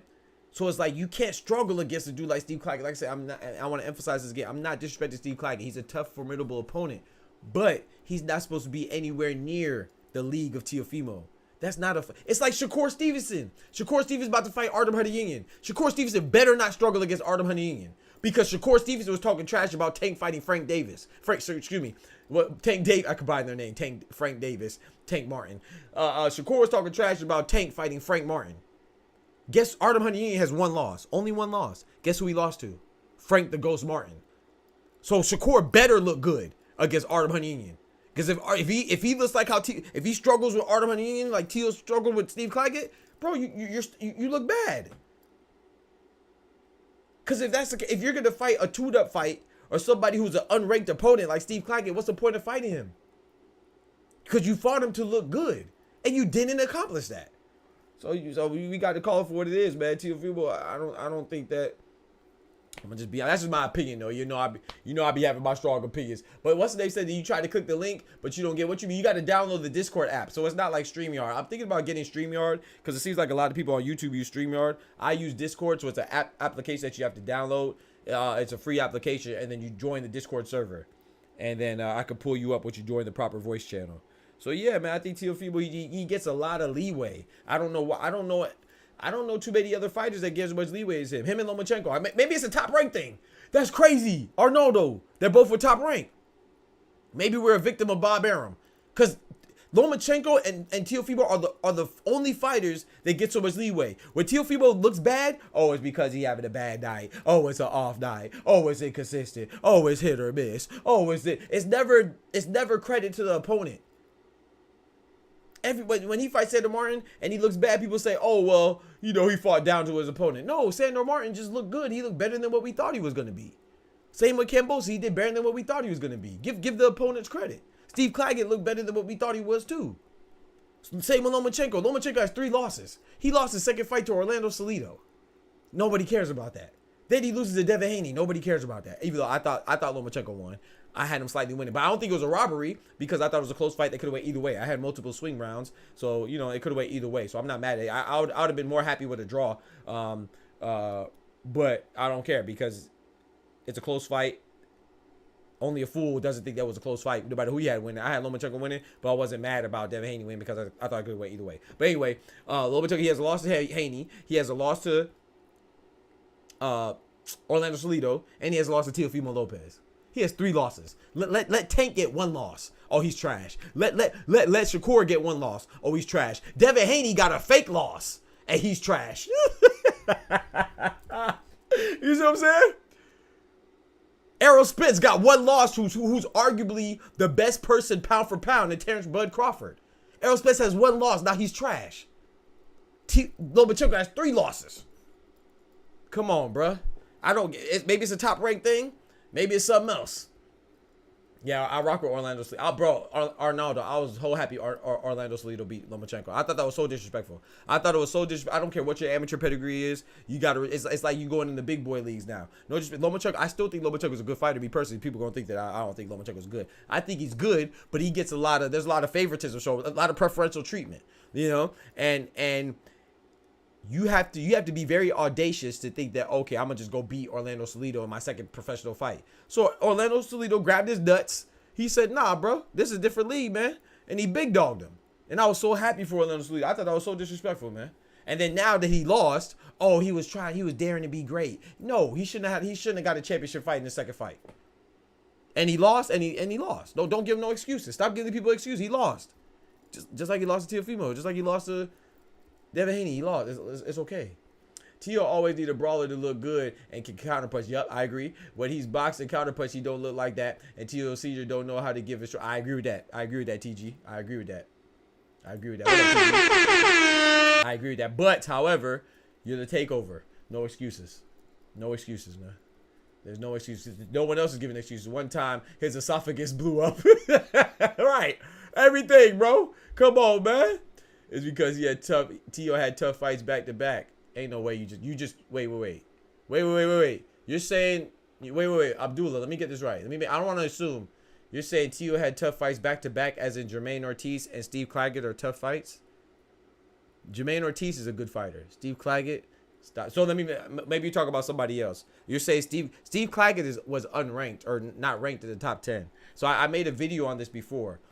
People talk shit about Tank versus Frank. Frank was the highest ranked opponent out of all the champions at 135 and 140. Subriel Matias fought Liam Paro. Liam Paro was ranked higher than Steve Claggett. Shakur Stevenson is fighting Artem Hunayunian. Artem Hunayunian is ranked higher than Steve Claggett. Devin Haney fought Ryan Garcia. Ryan Garcia is ranked higher than Steve Claggett. Isaac Pitbull Cruz is fighting Jose Rayo Valenzuela. He's ranked higher than Steve Claggett too. You get the theme? So Teofimo is fighting he's literally, this is objectively speaking, no disrespect, he's literally fighting the weakest opponent. He's literally supposed to look the best against Steve Claggett. I bet any amount of money that Pitbull's gonna look better than him against Jose Valenzuela. I guarantee you, we already see Tank look better than him against Frank Martin. I guarantee you Shakur's gonna look better than him against Artem Hunayunian. It is what it is, bro. And then Devin Haney didn't look good, but the dude was cheating. He had PEDs. So the person that was supposed to look the best against his opponent actually will look the worst, most likely. We go see what's the name? We go see after Isaac Pitbull Cruz fights Venezuela. And Liam Paro's a good fighter. So Subriel Matias loses to Liam Paro. There's no shame in that. Liam Paro's a beast. 3 tough guys prior to Steve, and he looked shitty against all of them. Sandor Martin, he looked bad. Jermaine Ortiz was not tough. Teofimo got exposed by not knowing how to do a basic thing like cut off the ring. The man's name's The Takeover. He couldn't take over the fucking ring. Excuse me, my bad. He couldn't take over the ring. But his name's The Takeover. He's supposed to take over boxing. How you gonna take over boxing? You can't take over a ring. In that same fight, his dad, Teofimo Sr., said that, oh, my son doesn't need a jab.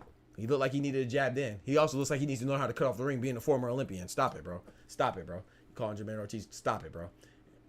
Just say you like Teofimo, bro. I like Teofimo too, but we're not gonna cat for nobody. Teo blocking too many hits with his face. Talk to him, James. My boy James in the building. I almost missed you, bro. Sandor Martin is a good fighter, of course. Yes. Teofimo was supposed to be able to beat him too. Josh Taylor, he looked good against Josh Taylor. Yes, he did. He looked very good against Josh Taylor. And he looked very good against Lomachenko. That's it. Teofimo looked good twice in his last 5 fights. 6 fights, maybe. So we not going for the okie doke now. We not going for the okie doke. And you saying Teo? You saying Teo? You say Josh Taylor's tough. I mean, we just saw what Jack Catterall did to him. I think I think that's a great win. I think Josh Taylor's a great win. You know, Josh Taylor's a beast. But it is what it is, man. Teofimo said he's the best. Teofimo just challenged Terrence Crawford. Terrence Crawford's at 154. So we gotta hold these people. We can't have selective judgments. You know what I'm saying? We can't have selective analysis. This is a guy who's challenging Bud, who said he wants to fight Bud. He's gonna beat Bud. You're gonna beat Bud and you can barely handle Steve Claggett? Come on, bro. We just holding them by the standard that they're trying to establish, or no, that he's acting like it's already established. You know, he's acting like he's the best, and I thought he was the best at 140. I just made a video saying that I thought he was the best. He's not. You got Teo knocking him out. Well, Jack Catterall's fighting Regis Prograis, Abdullah. I got Teo winning. I got Teo winning. I don't have him knocking him out. I think that's a good fight though. I think that's a good fight. But Jack Catterall's fighting Regis Prograis. I will. If I'll say this, Abdullah. If Jack Catterall is a heavy underdog, I'm gonna bet on Jack Catterall because I think that's a close fight. He said, "Well, if Teo got exposed by Ortiz, same logic Shakur got exposed by De Los Santos." Okay, and I said that. So, what's your point? What's your point? So you gonna make a good point or no? And it's not the same logic because they fought different styles. Teo was the aggressor against Ortiz. De Los Santos was the aggressor against Shakur. So it's not the same. It's not the same logic. So Shakur wouldn't be cutting off the ring like Teo because Shakur fights off the back foot and he's a counterpuncher. So it's definitely not the same logic, number one. Number two, I also said that Shakur, he got exposed for being a boring ass fighter. He didn't get exposed for not knowing how to do anything. Edward De Los Santos pulled up to, what'd he do? He literally pulled up to Shakur's hood in New Jersey. So if you're going to pull up on him in real life, why could you pull up on him in the ring? You going to pull up to his neighborhood, but you ain't going to pull up on him in the ring? De Los Santos is just as much to blame for a boring fight as Shakur Stevenson. Just like I'm very consistent. I said that Teofimo looked bad, but Jermaine Ortiz, he tried to finesse the boxing game and he looked bad as well. So they both look bad. Teofimo and Jermaine Ortiz look bad, and Shakur and De Los Santos both look bad. I have no problem saying that. You said that like you caught somebody in a lie or something.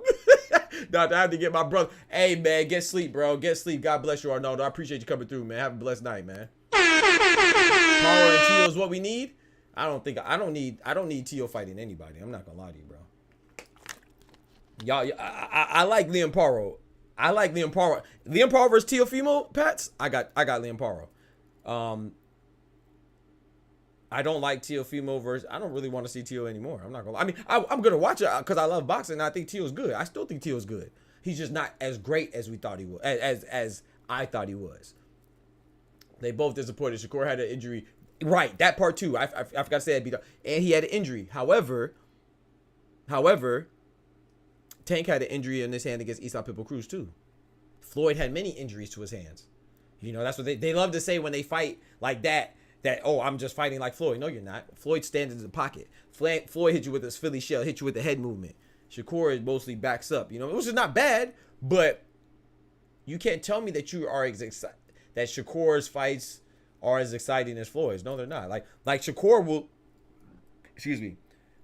look good if kind of like what Pat said. If Shakur fights somebody that's coming forward with reckless abandon, kind of like Shichiro Yoshino, right? That's what we expected Edward De Los Santos to do.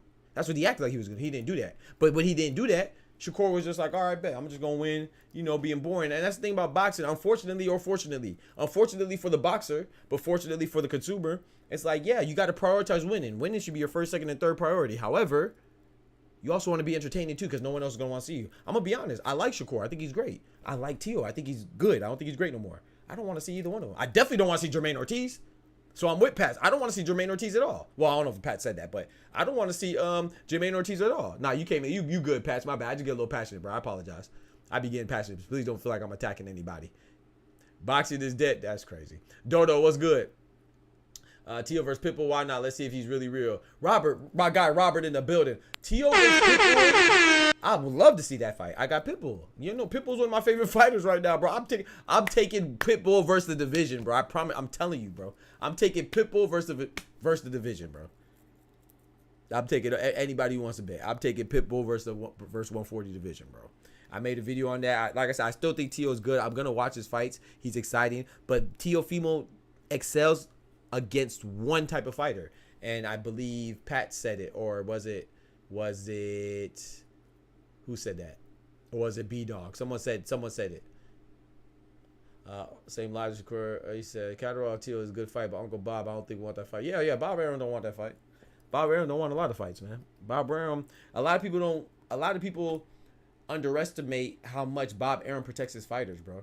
Like, When I say Bob Arum, I'm literally saying Bob Arum protects his fight. Don't think I'm saying that these fighters are scared. I don't think Teofimo's scared of anybody. I don't think Naoya Inoue scared of anybody.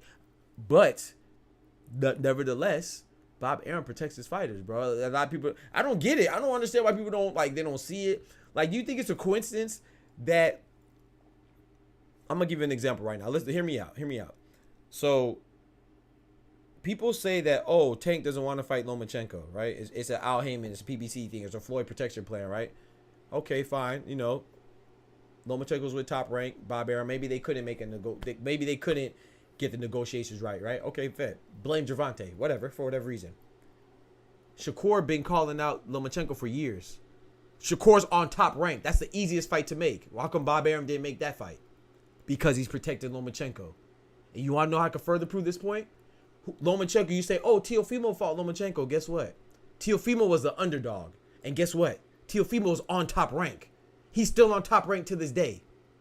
So when Teofimo beat Lomachenko, it's still a win-win for Bob Arum, even though he's the underdog. First of all, no one expected Teofimo to beat Lomachenko, but now that he did, when he did, it's still a win-win for Bob Arum, because now he can push Teofimo, which he has been. And guess what the other difference is? Shakur wants to fight Lomachenko. Why is it not happening? Because Shakur's on the last fight of his contract. The next fight next week against Artem Hunter, that's his last fight in his deal. The last thing Bob Arum wants to do is for Shakur to beat one of his cash cows and then skedaddle and leave and go sign with PBC or sign with Golden Boy or sign with Matchroom. That's why he doesn't let the Shakur fight happen with Lomachenko. Because he wants Shakur to re-up first or commit long-term to top rank. And if he would have did that, I promise you he would have fought him. I could further prove that point with somebody else. Naoya Inoue is supposed to be fighting, according to the belts. I believe it was WBC or WBA. I don't remember. Don't quote me. One of the belts said that Naoya Inoue has to defend against MJ Akhmadaliev. Bob Arum said, no, we're not fighting Akhmadaliev because nobody knows Akhmadaliev. Excuse me, Akhmadaliev is a bronze Olympic winner. Akhmadaliev just beat an undefeated fighter in Kevin Gonzalez, who was 27-0. Akhmadaliev, a lot of people thought that Akhmadaliev got robbed against Marlon Tapales. Akhmadaliev and Marlon Tapales fought, and Marlon Tapales beat Akhmadaliev by split decision, which a lot of people thought he got robbed. They thought it was part of Bob Arum and Top Rank's plan. And then Marlon Tapales went on to fight Naoya Inoue for the undisputed, right? At super bantamweight. You think that's a coincidence? Or maybe, I don't believe in the conspiracy, but it could be a conspiracy. Now, with that being said, fought his way back up to be in contention or mandatory for Naoya Inoue. Bob Arum steps in and says, oh, no, nobody knows Akhmadaliev. So we're going to fight TJ Doheny. Who the fuck is TJ Doheny? When I said TJ Doheny, I said, who the fuck is that guy? Who the fuck is that? Bro. This is just real stuff. You know damn well who I am. Who the fuck is that? So I want to be very clear before people come here and say, oh, you say Naoya Inoue scared. No, I'm not. I don't think Lomachenko is scared of anybody. I don't think Naoya Inoue is scared of him. In fact, I think Naoya Inoue beats Akhmadaliev. But he's definitely more dangerous than TJ Doheny is to Naoya Inoue. So Bob Arum don't let his fighters take risks, bro. This is something he always does. I don't know why people don't understand that. He said Tank the Diddy of boxing. Oh, okay. Okay. Is that supposed to make me mad? Go tell Tank that. Why are you telling me he's the Diddy of boxing? Okay. Tank is actually really good. Talk to him, Robert. T said Tank is really good. Yeah. Talk to him. Bro, the Akhmadaliev team don't want to fight on their moment when he was champ. When he's a champ with Inoue. Later he lost the titles. No, TG. I just explained to you how it went. I just explained to you. He lost the titles because he fought Marlon Tapales, right? Bud and Bam are the top fighters in the U.S. Now it's a WBA. Like, this guy, DG, you're just talking to yourself, bro. Ryan Garcia should be in jail over that bill. Hey, talk to him, Inoue KOs that scrub easy. No, Akhmadaliev is not a scrub. You're crazy. Akhmadaliev is good. I think Inoue wins too, but once again, you're missing the point, Dodo. The point is that Bob Arum is protected his fighters, like always. Same with Lomachenko. And the reason why Lomachenko is going to fight Tank now is because why? What's the consensus around boxing? The consensus is that Lomachenko is slowing down because he's 36. I still think Lomachenko's good. He just came off a great victory against Kambosos. You know, he knocked him out in the 11th round, I believe. So I think people are setting it up that if Lomachenko wins, he's going to be great. But if Tank beats Lomachenko, they're going to say he's old. But anyway, Bob Arum is ready to cash out on Lomachenko. That's why he's been screaming so adamantly that he wants Tank versus Lomachenko. Why doesn't he want Lomachenko versus Shakur? They're both top rank. But because Tank and Loma make more money, and then if Loma wins, he could fight Shakur. And even the worst case scenario, if Loma loses, he could still fight Shakur. You see what I'm saying? Especially if, guess what? Bob Arum just came out. I said this weeks ago, but Bob Arum just came out a couple days ago and said that he's if Shakur re-signs with Top Rank, he promises him 2 big fights. One against Tank, one against Lomachenko. Come on, bro. You can't make this up, bro. He said FTO, he's a horrible fighter. I don't think he's a horrible fighter, but like I said, he's just not as great as we think he was. I don't think he's horrible though. Tank, KOs, TO, and Shakur. I agree. I think Tank is the best at 135. There's no shame in my game, but I'm not biased like to the point where, I don't analyze stuff. Anyway, it's code promo with TR. In a way, Mr. Honda is the boss. Yeah, I know Mr. Honda is the boss. I don't know why do people say that all the time. Who cares? The point is, we don't see Mr. Honda. We see Bob Arum. We hear what Bob Arum says. I don't care what Mr. Honda's saying. I don't care what Mr. Toyota's saying. I don't care what Jinpachi, Heihachi, or Brave Fritz Musashi. I don't care what none of them are saying. I care what Bob Arum's saying because that's who I know. I know Bob Arum in Top Rank. I know Eddie Hearn in Matchroom. I know Oscar De La Hoya Golden Boy. I know Al Haim in PBC. I know Frank Warren Queensberry. I don't care about Mr. Honda. So we could say that all the time. And whether it's Mr. Honda protecting them or Bob Arum protecting them, it don't matter. They're not fighting Akhmadaliev. And Akhmadaliev is by far and easily the best opponent for Nadia Inoue right now. And if you don't believe that, then you just I don't know. That means that you're probably scared for Nadia Inoue, which I don't know why, because I think Nadia Inoue beats him. I think Nadia Inoue beats Akhmadaliev, but there's no doubt that he's a better opponent than TJ Doheny. That's a fact. Brave Fritz Musashi was a classic. Facts, B-Dog. B-Dog know what it is. Brave Fritz Musashi was fire. I said fire. Yes, sir. Yeah, Brave Fritz Musashi was my shit. Alex Perry again, devastating KOs against dangerous competition. Will Tio take cab driver's decision? Yeah. I mean, I'm so okay. So I know I'm gonna sound contradictory. Hole. Damn, that sounds like a pause. I can't call you Hole. I don't want to call you your whole name. I know you play on words with the as. What? There you go. But I don't think that Steve Claggett's a decent fighter. He's not a bad fighter, but the part that you're absolutely correct is this was supposed to be a tune-up fight. This was supposed to be a fight where Teofimo galvanizes his fan base and demonstrates and showcases his skills, and he didn't do that. So I agree with you, but I don't call anybody cab drivers or tomato cans. I don't think he's a bum. He's a good fighter. He's just he's just not the best. Just because you're not the best or you're not great don't mean you're bad.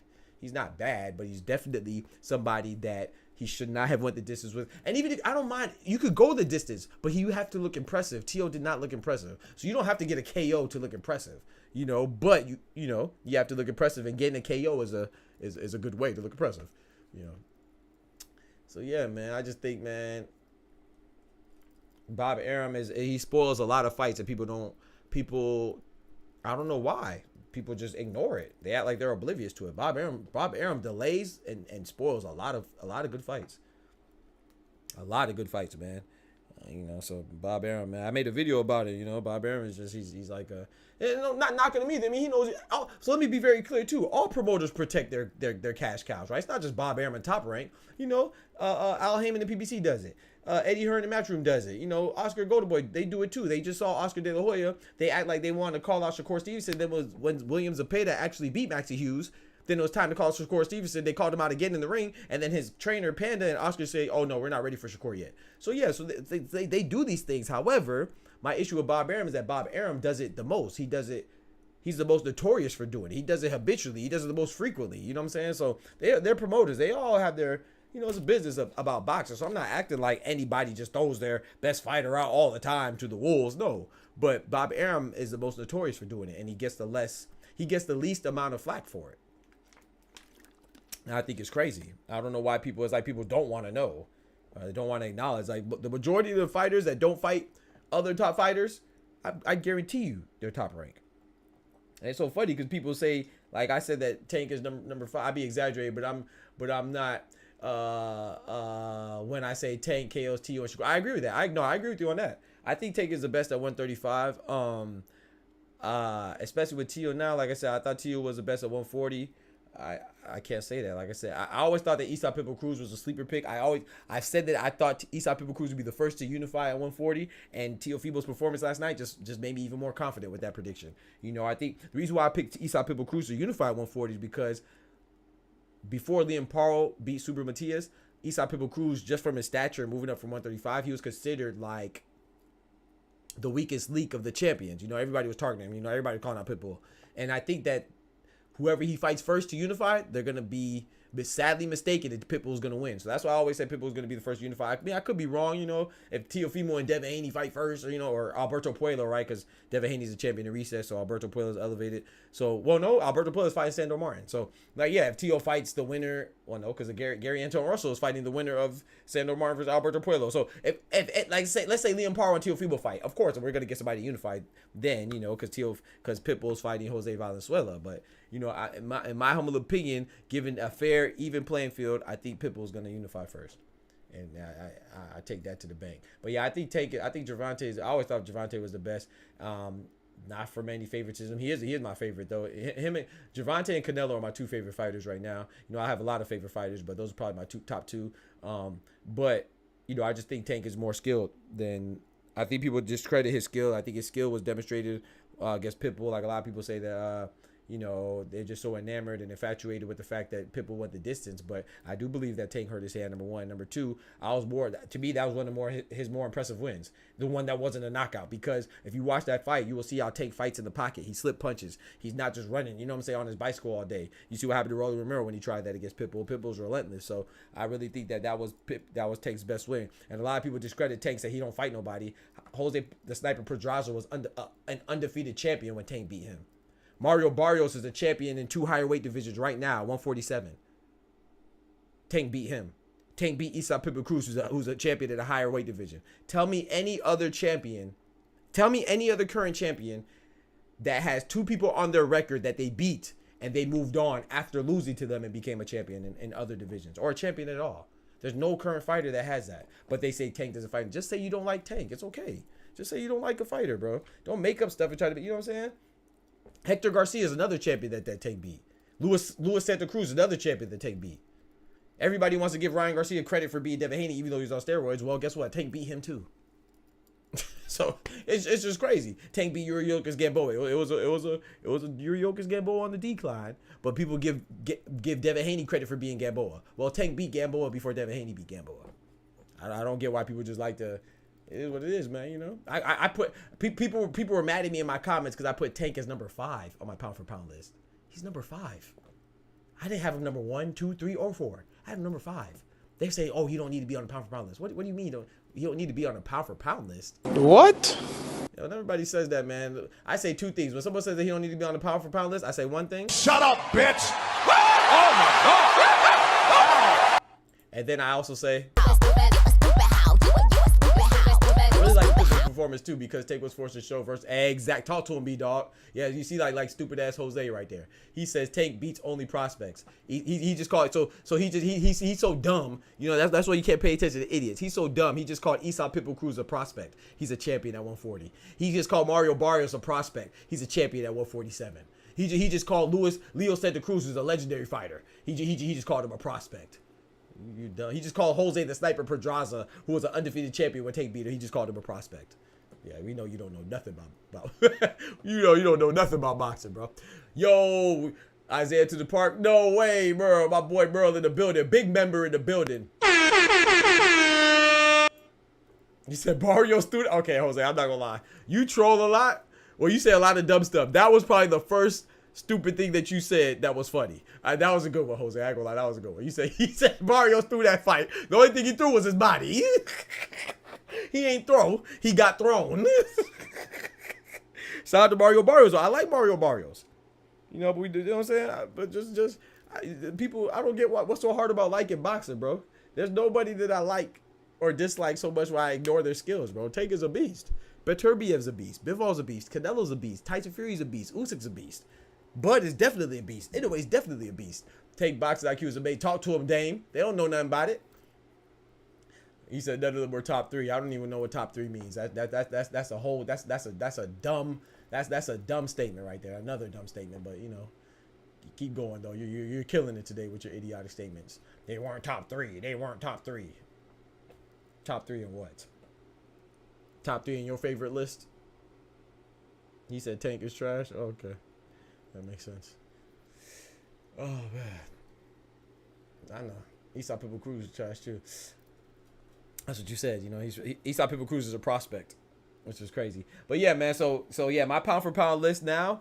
Bam Rodriguez did amazing last night. So I guess Juan Francisco Estrada, El Gallo, he did great against the Rooster. El Gallo means rooster, right? So my pound for pound list now is Usyk number 1, Inoue number 2, Terrence Bud Crawford number 3, Canelo Old Cinnamon Alvarez number 4, Tank number 5, Bivol number 6, Bam number 7, David El Monstro Benavidez number 8, Artur Beterbiev number 9, and I got Devin Haney as number 10. That's my top 10 right now, but it's fluid, right? It could change. You know, when Bud fights on August 3rd against Israel Madrimov, if he wins at 154, his first time at 154, and he becomes a champion, then for me he's gonna catapult to number 1. Usyk would be number 2. But if Usyk fights, you know, Tyson Fury in December and beats him, then he's back at number 1. You know, so he said Pitbull is super trap. Wow, that's crazy. Thank you, Dame. I appreciate that, bro. Thank you, bro. Thank you, bro. Yeah, my list before that, which was different. It was slightly different before Bam went crazy last night. I had pause. That sounded crazy. Bam went crazy last night. Hey yo, in the ring against El Gallo. What? Hey yo. So I had Usyk number 1, Inoue 2, Bud 3, Canelo, Tank, Bivol, Beterbiev number 7, Benavidez 8. I had Haney 9, and I had Junto Nakatani 10. But I just can't put Junto. Cause Junto looked crazy, man. When he beat Alejandro Santiago, and then when he was it Andrew Maloney or Jason Maloney? I always forget. I know Naya Inoue beat one of the Maloney's and Junto beat the other one. I think it was Andrew Maloney. When he knocked Junto Nakatani, when Junto Nakatani knocked him out, it looked like Andrew Maloney got shot. That was crazy, bro. So I had Nakatani on there, but you know, Junto Nakatani, he's definitely one of my favorite fighters right now. Isaac Cruz, one of my favorite fighters right now. But I just can't put him over Bam, man. Bam is looking amazing right now, man. You didn't get to watch it? Oh, you got to watch it, man. Rolly is trash on Doodoo. Nah, Rolly's not the best, but you have to be good to beat Rolly. So I don't think he's trash, though. I mean, everybody trashes some people, so I don't get that mentality. You can't be a champion and be trash, in my opinion. So a lot of people call George Ferocious Kambosos trash and a bozo. It's so funny because people will say that Kambosos is a bad loss because he's a clown when he beat Teofimo. They say, oh, Teofimo lost to a bozo in Kambosos, right? And then they say Devin Haney, oh, he struggled or got a mediocre win over Kambosos because he's a bozo. But then when Lomachenko beats Kambosos years later, they say, oh, it's a great win for Lomachenko. How could the same person be a great win for one person and then be a bozo for the other two? It's like, bro, Kambosos is good, man. He's not a great, he's not the cream of the crop. He's not the best. I think he was the best. I think he was the weakest of the champions, but he's still a champion, man. Ferocious Kambosos is a beast. If you're not good, you're not going to beat Kambosos. Politics, facts. He said, Bam fucking stab Gallo with that. Yeah, oh my TG. That body shot, oh my goodness, bro. That was beautiful. That was beautiful, man. That body shot was amazing, bro. I'm not gonna lie to you, bro. That body shot was amazing. After getting knocked down, too. So, to be fair, Bam knocked him down in the 4th round. Then El Gallo came out and hit him with a 1-2 in the 6th round. Then Bam Rodriguez, you know, that, bro, I tell people, a lot of times when someone gets knocked down, they be like, oh, he got exposed. No, man, you showed fortitude, man. You got back up, showed your composure. You showed your cojones, you know what I'm saying? You got big nuts, you got mental fortitude. You kept your composure, you didn't get flustered, and you bounced back, you shrugged it off, and then you came back and he knocked him down in the 7th round and ended it. Bro, Bam Rodriguez, man, he impressed me. I'm not saying that you want to get knocked down, but sometimes you don't know what you got until, bro, it's a fight game, man. These are pugilists. You don't know what you got till you're in that fire, you know? And he was in that fire, and he responded fantastically, you know? And it's because Loma did better, and he is naturally smaller than Tio and Haney. Nah. It's not because of that. Abdullah, I wish it was. I wish it was because of that. You're a good dude for saying that. No, I think it's because something else. More sinister, but it's definitely not because he's bigger. Nah, not because Loma did do better, yeah, but Haney beat him twice, so he did better because he stopped him, but that doesn't mean nothing, you know. That doesn't mean much. It was years later, and first of all, Tio lost, you know, and then so people are calling him a bozo. So if he's a bozo, if Tio lost to a bozo, I don't care how great you do, and I don't care how smaller you are, you don't get credit for being a bozo. So why Lomachenko get credit? So it's not because he did better, because it doesn't matter if you did good against a clown. It's a clown. He called him a bozo. He called him a bum. So if he was a bum for Teofimo and he's a bum for Devin Haney, he's not suddenly not a bum. So, no, that has nothing to do with it. But I do agree that Lomachenko looked better. Yes, I agree with that. Well, later on, you know, it was a back-and-forth fight until it wasn't, until Loma took over. So, Shakur just moved up to 135. What do you think? What you saying, Pats? I'm not sure what you're saying. You're saying that you think he should stay at 135? Maybe I missed the message before that, but I'm thinking that Shakur might be going to 140 soon, brother. I don't think Shakur gonna stay at 135 for too long. Loma is far from him, but yeah, no, Loma's good. No, they're saying Kambosos is a bum. I never heard anybody say Loma's a bum. I don't think I heard it. I heard that. I was talking about they say Kambosos is a bum.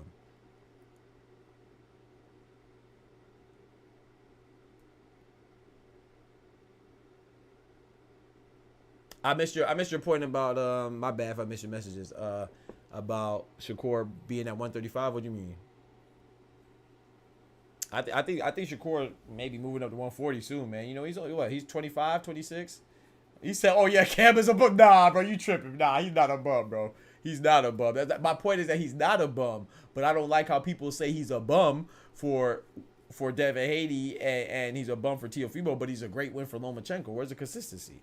You know, that's what I was saying. I don't think Campos is a bum. I don't think any champion's a bum, man. You're a champion, bro. You're a champion. Now that don't mean that you're as good as all the other champions. Yeah, there's different levels of championships. I mean, of champion status and caliber of fighter, but nah, Kambosos is not a bum.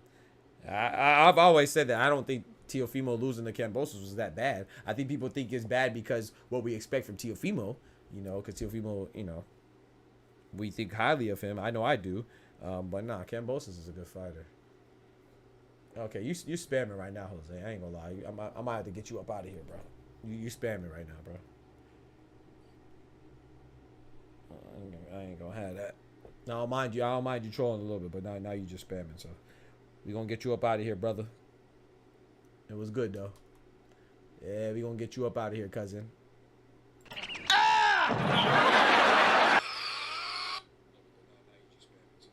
Cause you yeah, you just spamming. You know I don't go for the spams, man. Yes, sir.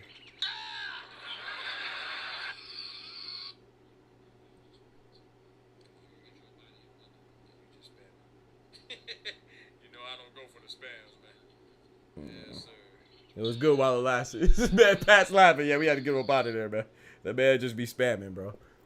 Spamming nonsense, man. I ain't got time for that. Oh man, but yeah. So what you think, Pat? What you talking about with Shakur though, man? Talk to me, man. You think Shakur gonna be you think Shakur gonna unify? Nah, you good, bro. You good? You trying to get on some Call of Duty?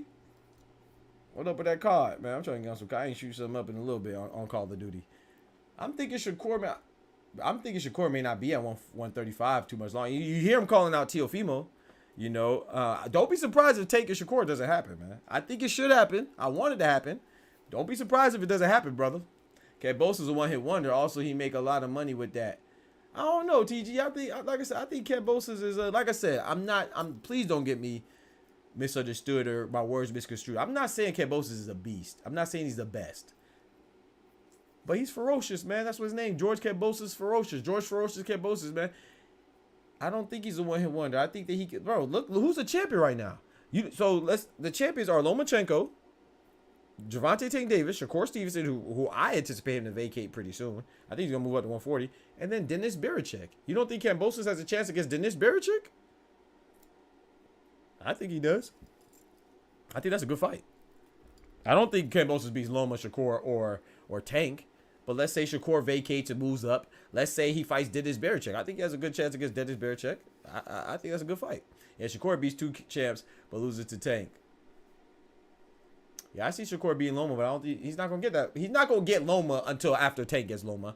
And you know what I'm saying? Now, if Loma beats Tank, then I think Shakur gets Loma. If Loma loses to Tank, I still think Shakur gets Loma. If he re-signs with Top Rank. I think it's dependent on what he does when he reads up on his contract. In my humble opinion, Loma versus Shakur is a 50-50. Oh, really? I got Shakur all day. I got Shakur. Matter of fact, I know it's gonna sound crazy, but hear me out. I think Shakur beats Lomachenko more convincingly than Tank. I think they both beat him, but I think because Tank's gonna end in a knockout, people are gonna think that Tank had an easier time. I think stylistically, Lomachenko matches up well against Tank if he could tap into that, the Matrix mode in his peak self. I think he gives him trouble, but either way, I still think that Tank eventually beats him. Like I say, like a 9 or 10. I think Shakur is gonna go the distance, but I think Shakur is gonna beat him more convincingly. Like it's not even gonna look that close. That's how I see it, stylistically speaking. But I could be wrong. But so while Tank will end in a knockout, and when they end in knockout, people think that he beat him better. Not necessarily. It's like the example I give all the time is like it's like Manny Pacquiao versus Ricky Hatton and Floyd versus Ricky Hatton. Some people say, Manny Pacquiao beat Ricky Hatton more impressively than Floyd. I disagree. I think Floyd's more impressive. Number one, Floyd beat him first, and number two, Floyd hit him with a check hook and made him hit the turnbuckle, bro. He made him hit the turnbuckle it was like a bull in a matador. He made him hit the turnbuckle, bro. And hit his head like it was wrestling numbers.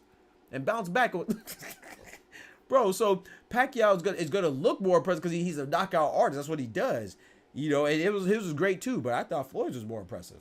So just because you stop somebody doesn't necessarily mean that it was more impressive. It depends on the style of your fighting. You know what I'm saying? Floyd is not really a knockout artist, especially after he donned the Money Mayweather moniker instead. The Pretty Boy Floyd was a fighter. He gonna put the paws on you. But once he picked up Money Mayweather, he just was, I'll box you. Like, was that not impressive what he did against Canelo? It was a young Canelo, but that was impressive. It didn't end in a knockout. So I think that Tank, in my personal opinion, I think there's gonna be more back and forth is what I'm saying. I think Tank and Loma's gonna be back and forth early. They both like to gather into. I think people mistakenly classify it as taking rounds off. They're not taking rounds off. What they do, and they're downloading information, gathering intel of their opponent, recognizing patterns. Both of them are very cerebral, Lomachenko and Tank, very intelligent in the ring. They're downloading the patterns and looking for spots and vulnerabilities of their opponents. They both do that, so it's going to be a lot of back and forth that way and be competitive that way until it's not. And I think Tank takes over late. But with Shakur, I don't think there's going to be any back and forth. I think Lomachenko's going to have to press the issue. And when he presses the issue, I think Shakur's just going to be, him being bigger and longer. I think, and in his fighting style, I think it's just going to, I think Shakur's just going to space it out too much. So I don't think there's going to be any point in that fight that's competitive. That's what I'm saying, if that makes sense. I hate that Floyd versus Hatton fight. They hugged like 100 times. So I'm doing you crazy. That fight was great, man. At this time, Tank or Shakur got advantage over Loma. Tank and Shakur got advantage over Loma always. They always had this time. It's like Gallo, right? Juan Francisco Estrada versus Bam Rodriguez. A lot of people are gonna say, it's because Juan Francisco Estrada was older. Sometimes we just know that people are older, and so we think that they're slowing down. I don't think that Lomachenko is at his peak, and I'm not sure. I don't think Juan Francisco Estrada is at his peak, but they're not slowing down. Look at their last fights. What about it? It seems like they're slowing down. Like they might not be at their tip top, but they're still good enough to beat a lot of people. You know what I'm saying? They're not slowing down. We're just saying that because we know their age. Lomachenko's 36 and Francisco Estrada is 34. That's not really that old. But Juan Francisco Estrada has a lot of ring mileage too to go with his older age. But how come Deontay Wilder, when he lost to Joseph Parker, he had almost 50 fights and he was 38? No one said he was old. No one said he looked like a shell of himself. So, you know what I'm saying? So, nah. Better Biev is 40 years old. He's about to fight for the light heavyweight undisputed champion against Bivol. Alexander Usyk is 37. He just won first undisputed heavyweight champion in a quarter century, 25 years versus Lennox Lewis. He's 37. So everybody doesn't age the same, you know what I'm saying? And it matters how much fights you have as well. Like Better BF doesn't have that many fights, but it's just funny how who we give the age thing to, Sometimes it is true, when he's older. Lomachenko just had a great win against Kambosos. He just stopped him in the 11th round. What about Lomachenko? Looks like he slowed down. I don't think he looks too much difference than the Lomachenko that I saw against Devin Haney. I don't really see the difference. But if Tank wins, they're gonna say, yeah, Lomachenko was old. But if Lomachenko wins, then they're just gonna say, Tank was trash and Lomachenko was spectacular. Nah, bro. Lomachenko's still a good fighter. He proved that against Kambosos. Tank is a lion, stalking his prey in the ring. Talk to him, Pats. Talk to him, Pats. He says he's a lion, stalking his prey in the ring. Yeah. But no, I think Lomachenko, yes, he's not a spring chicken, but he's not that, He's not that old. As long as he's performing well. So I think he's performing well. I think Lomachenko is still a great fighter, but I just don't think he ever beats Tank. A lot of people say it should happen earlier. How much earlier? Tank and Lomachenko really haven't been in the same division for that long. You know, maybe 3 years. You know, I saw somebody say, oh, Tank and Loma should happen 6 years ago. 6 years ago, Tank was what, 22? They weren't even in the same division at that time. People just be talking, but they hear somebody say something that's dumb and nonsensical, but it just sounds good, and they just regurgitate it. Like, bro, like, I'm not saying they shouldn't have fought already. Yeah, it would have been nice for them to fight already. But I think that's Bob Arum. People blame Tank. Like, do you really think, look at Tank's body of work. What do you think that he'll be scared of Lomachenko? I mean, maybe. I don't know. I just think that's a hard concept to sell, man. I don't think Lomachenko's scared of them. I don't think Tank's scared of them. I don't think Shakur's scared of them. You know, maybe some of them should be scared of each other, but I don't think they are. There's very few fighters that I think are scared of any other fighter. I mean, that's what they do. They're fighters. That's what they do. You know, there's only, like, I think Danny Garcia, I like Danny Swift Garcia. I like his father. His father's funny. But I do think Danny Swift Garcia was scared of Bud, you know, because he avoided him at 140 and 147. So I think Danny Swift Garcia was scared of Terrence Crawford. I think Keith Thurman was scared of Spence, how much times he avoided him, you know, and I think that Anthony Joshua was scared of Wilder and Fury. You know, Anthony Joshua, him and Fury being in their primes in the same division from the same freaking country, and you don't fight. So people say that, oh, well, it was Wilder's fault why Anthony Joshua didn't fight him. Okay, maybe it was Wilder's fault. So whose fault was it with Tyson Fury? How could Anthony Joshua didn't fight Tyson Fury 10 years ago? Then they say, oh, it's Tyson Fury's fault. Well, it can't always be everybody's fault, man. We got to look at the common denominator, because Wilder and Fury, they fought each other. They fought.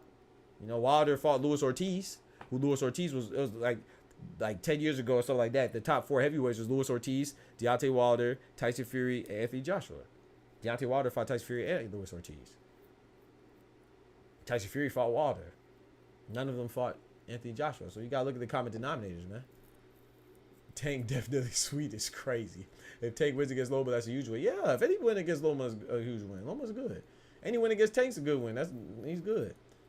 Tank is going to eat a lot of shots early, but I'm sure Tank finds a way. Yeah, I don't know, man, because like I said, I think they both start off, you know, very,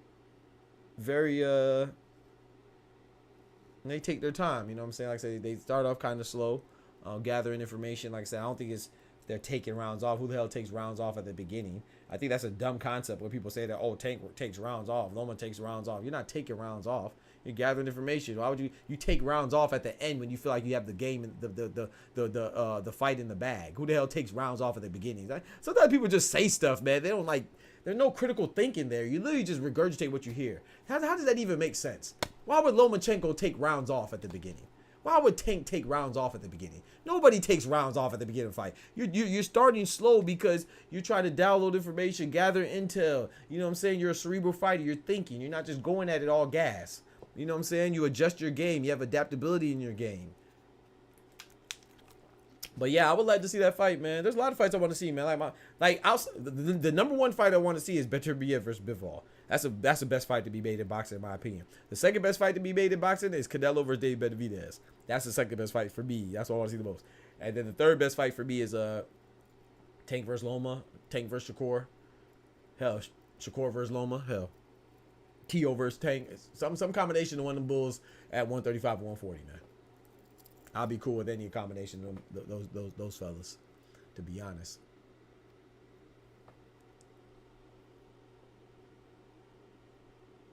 But I appreciate it, man. Don't forget to hit that like button, y'all. Appreciate it, man. Consider becoming a member or in your boy Cash App, man. That helps the channel grow a lot. Don't feel obligated, but you know I gotta put that out there. You know, helps the channel grow a lot, man. We pay the bills. You know what I'm saying? Keep it going. Get new equipment, better equipment. You know what I'm talking about?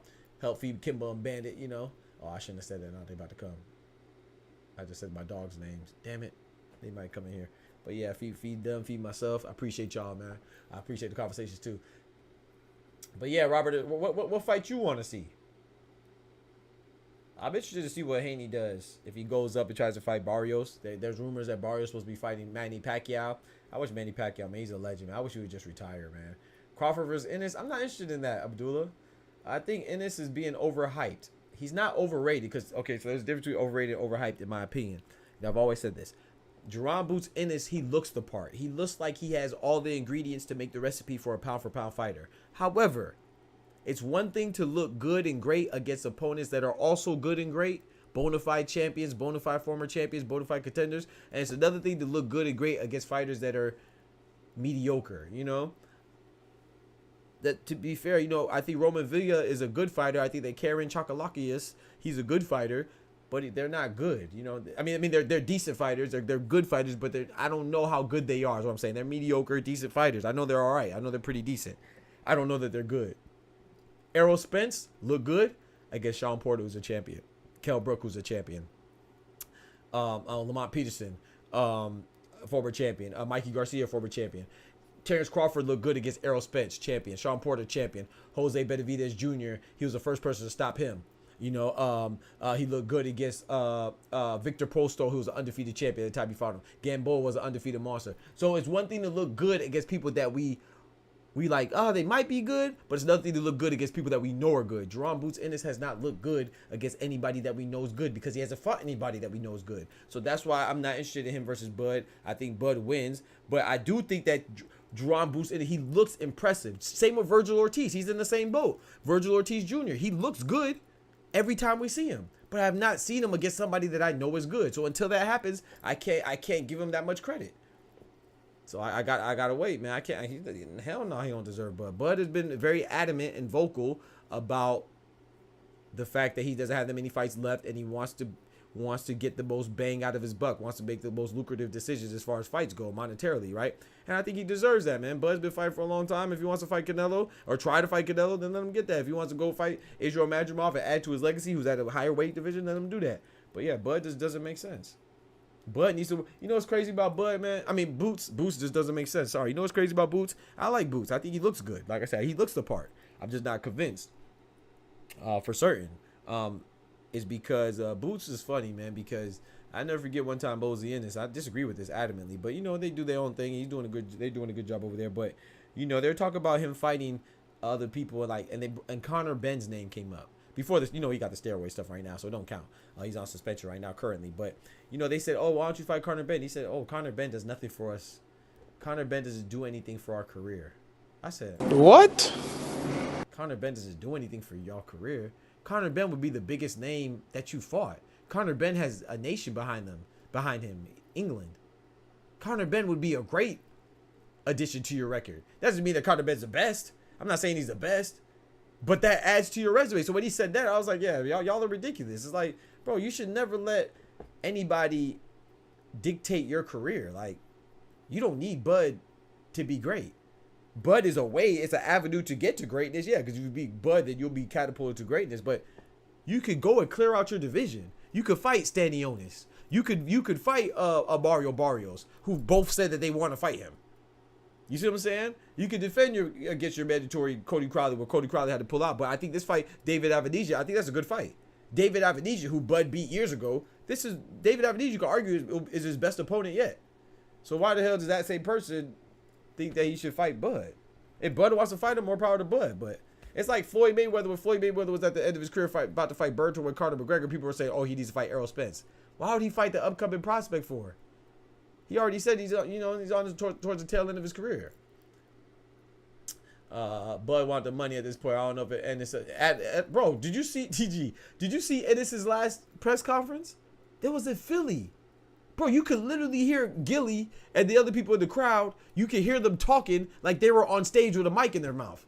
Pause. With a mic in their face. And they were in the crowd. That's how empty it was. And it was in Philly. Even Cody Crowley's manager said, man, aren't we supposed to be in Philly? Ain't this your hometown? How come nobody's here? Where's everybody at? You see what I'm saying? So, yeah, he just doesn't have that pull because he's so worried about chasing Bud. Same with Benavidez, but at least Benavidez is still fighting. Benavidez is still fighting Andre. Benavidez is still fighting, he moved up and fought Alexander Vazik. Your career and your destiny, you know, you control your own destiny, man. You should not let any man control the trajectory of your career, man. Like, if Canelo don't want to fight you, move on. So Benavidez is actually doing that. Boots is not doing that. You know, he's doing it now, though. So he's doing Eddie Hearn and Matthew. I think Eddie Hearn and Matthew will help him get more fights. So I'm rooting for Boots. Like I said, I think he looks the part, but I just can't give him that. You know, I got to be fair. Everybody, you know, when I see you look good against somebody who I know is good, then bet. Then I'm like, okay, bet. You know, like I said, so that's what I'm saying. He's not overrated because I think he's rated 5. He looks like he's good. Don't get me wrong. I think he looks good, but he's overhyped because he hasn't proven it. So same with Virgil Ortiz, same concept. You know, I don't think he's overrated because he definitely looks good, but I do think he's overhyped because he hasn't fought anybody to prove that he's as good as he looks. You know, he fought over. You know, it's like Teofimo. That's why I'm so disappointed in Teofimo, because Teofimo was supposed to look good against Steve Claggett. He couldn't even look good against Steve Claggett. So that is what it is, man. You gotta call it like we see it. Gotta call it like we see it. I'll be right back, man. I'll be right back.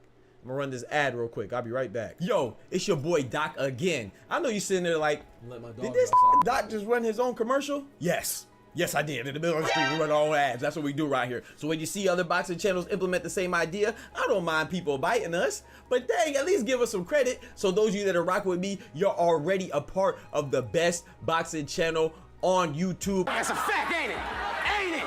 All right, then. You already caught up. Those that don't know, the rest of the world, they just got to catch up, baby. You know, and they eventually will, you know, because we bring y'all unfiltered, unbiased, raw, and educated and funny boxing takes, man, with accurate information. Can they all say the same? Of course they can. So let's get right to it, man. Why do you want to become a member of this channel? Because we already told you we're the best, but it does come along with perks, you know what I'm saying? First off, you can join at the STREETZ gang prospect level. You know, it's only $2.99. I know times is rough right now, but you can still contribute, you know what I'm saying? And what do you get? You get member shout outs like this. Shout out to my boy Kendrick for being the first STREETZ gang prospect member, you know what I'm saying? And then we go to the next one, STREETZ gang contender. That's the second tier of membership level, you know, and it comes in at $4.99, and you get all the perks of the previous tier like this. Shout out to my boy Merle the Legend, who is our first member at the STREETZ gang contender level. Big salute to him. And in addition to that, you get members only polls. You get to be involved in that, and you get to connect with me, your boy, on social media, and I follow you back, you know what I'm saying? It's all love for our brethren and sisters out there. But wait, there's more. And then if you really want to hold it down for your boy, you can come in with a belt at the STREETZ gang champion level, man. That's $8.99. That's a lot of love. So you get all the perks of the 2 previous tiers. We don't have anybody at that tier yet, but then not only that, you get to plug in your own social media to have people follow you, and you get to pick the topic of discussion, because you know our discussions are always fire. You know what I'm saying? Fire. So I appreciate y'all showing love, but in addition to showing support outside of being a member, you also get shout outs like this. Smoochie in the building, you know what I'm saying? Smoochie be showing love in the super chat, and you get a shout out like this. Spaniard holding it down in the building, you know, because Spaniard be holding it down, and Tyrone James holding it down in the building. Yeah, you might say they corny, but I gotta show my boys and my girls, my brothers and sisters, the kings and queens out there to love. So that is an ad. That's it. Y'all holding it down for me, and you get to feed my boys up here, you know, Kid Bud, Bad, and Flow all in the clouds. We be hungry, you know what I'm saying? Y'all be holding it down for me, so I really appreciate the support. Let's get back to regularly scheduled programming. Peace. I said programming. Programming. Yeah.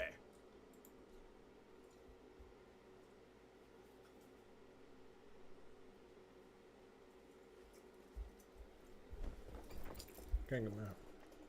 I'm back. I'm back. Yo, it's your boy Doc again. I know you sitting there like, did they? Oh, shoot, my camera off. What the hell? All right, we back. I let my dogs outside.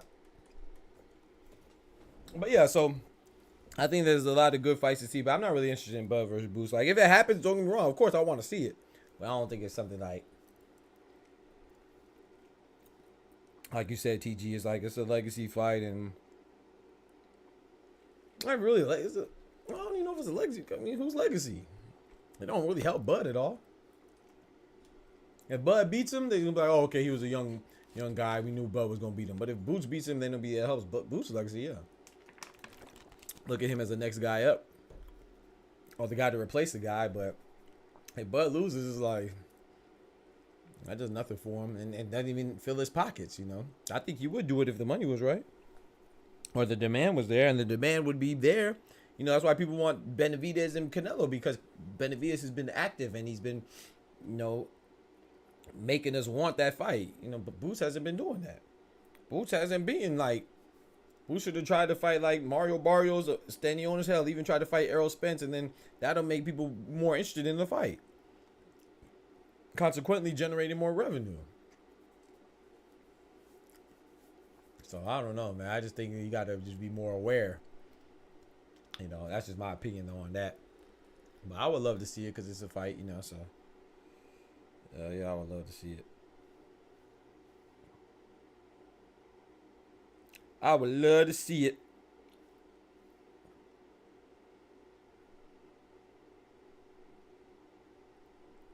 I would love to see it.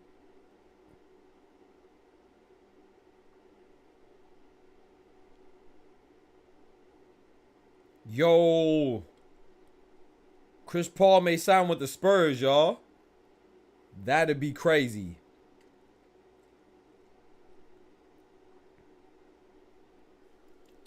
He might sign to the Spurs, bro. That's wild. You know, Chris Paul goes crazy with the centers, so that's a big move. Chris Paul with Greg Popovich and Wemby. Ooh, he got Wemby's game a lot. That's a good move. I like that. That's a great move. I like that for sure. But yeah, chat, man, that's all I want to talk about, man. I'm gonna go ahead and call it. I appreciate y'all rocking me as always, man. You know what I'm talking about? That was a good little stream. Got up on the late night. I'll be back on. Those of you new to the stream, I stream every Monday, Wednesday, and Friday at 9 p.m. Eastern Standard Time. But I usually go on sporadically. You know, it's Sunday and I'm here, right? So I usually go on every day. I've been going on every day lately. And I drop videos on the daily, multiple videos on the daily. So please check them out. Like, comment, and subscribe. You know what I'm saying? Hit that bell as well so you get notified. I drop another YouTube video bangers. And I drop bangers all the time. You know what I'm saying? I also provide live boxing commentary for all the fights too. Not just the fights in America, not just the fights in Las Vegas, not just the big fights, but the fights in England. You know what I'm saying? The fights that happen at 4:30 in the morning on a Tuesday. You know what I'm saying? Like not in Japan, like not anyway them. So even on Sunday in England, I'm here, man. He said LeBron running another franchise. JJ Redick brought. Yeah, that's crazy. Yeah, Lakers are falling apart. Nah, heck nah, man. That's dope, man. That's dope. Yeah, I don't know about JJ Redick, but you know. Yeah, I don't know about JJ Redick, but I do think LeBron and Bronny is dope though. What you want, bro? You trying to run some Call of Duty? You still with your youngins, man, with the nephews? But yeah, man, I appreciate y'all rocking with me as always. Don't forget to like the video. Appreciate all the members, man. Consider becoming a member if you're not already. It really helps the channel grow. You know what I'm talking about?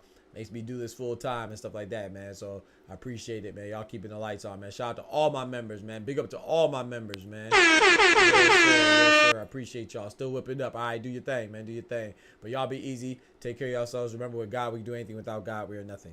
Peace. The doctor's out. From the hood to college, both worlds they had to meet. 6 degrees between us, so cold we're about to freeze. But we're Florida boys, hot takes, we bring the heat. We're moving the culture, the engineers to the streets.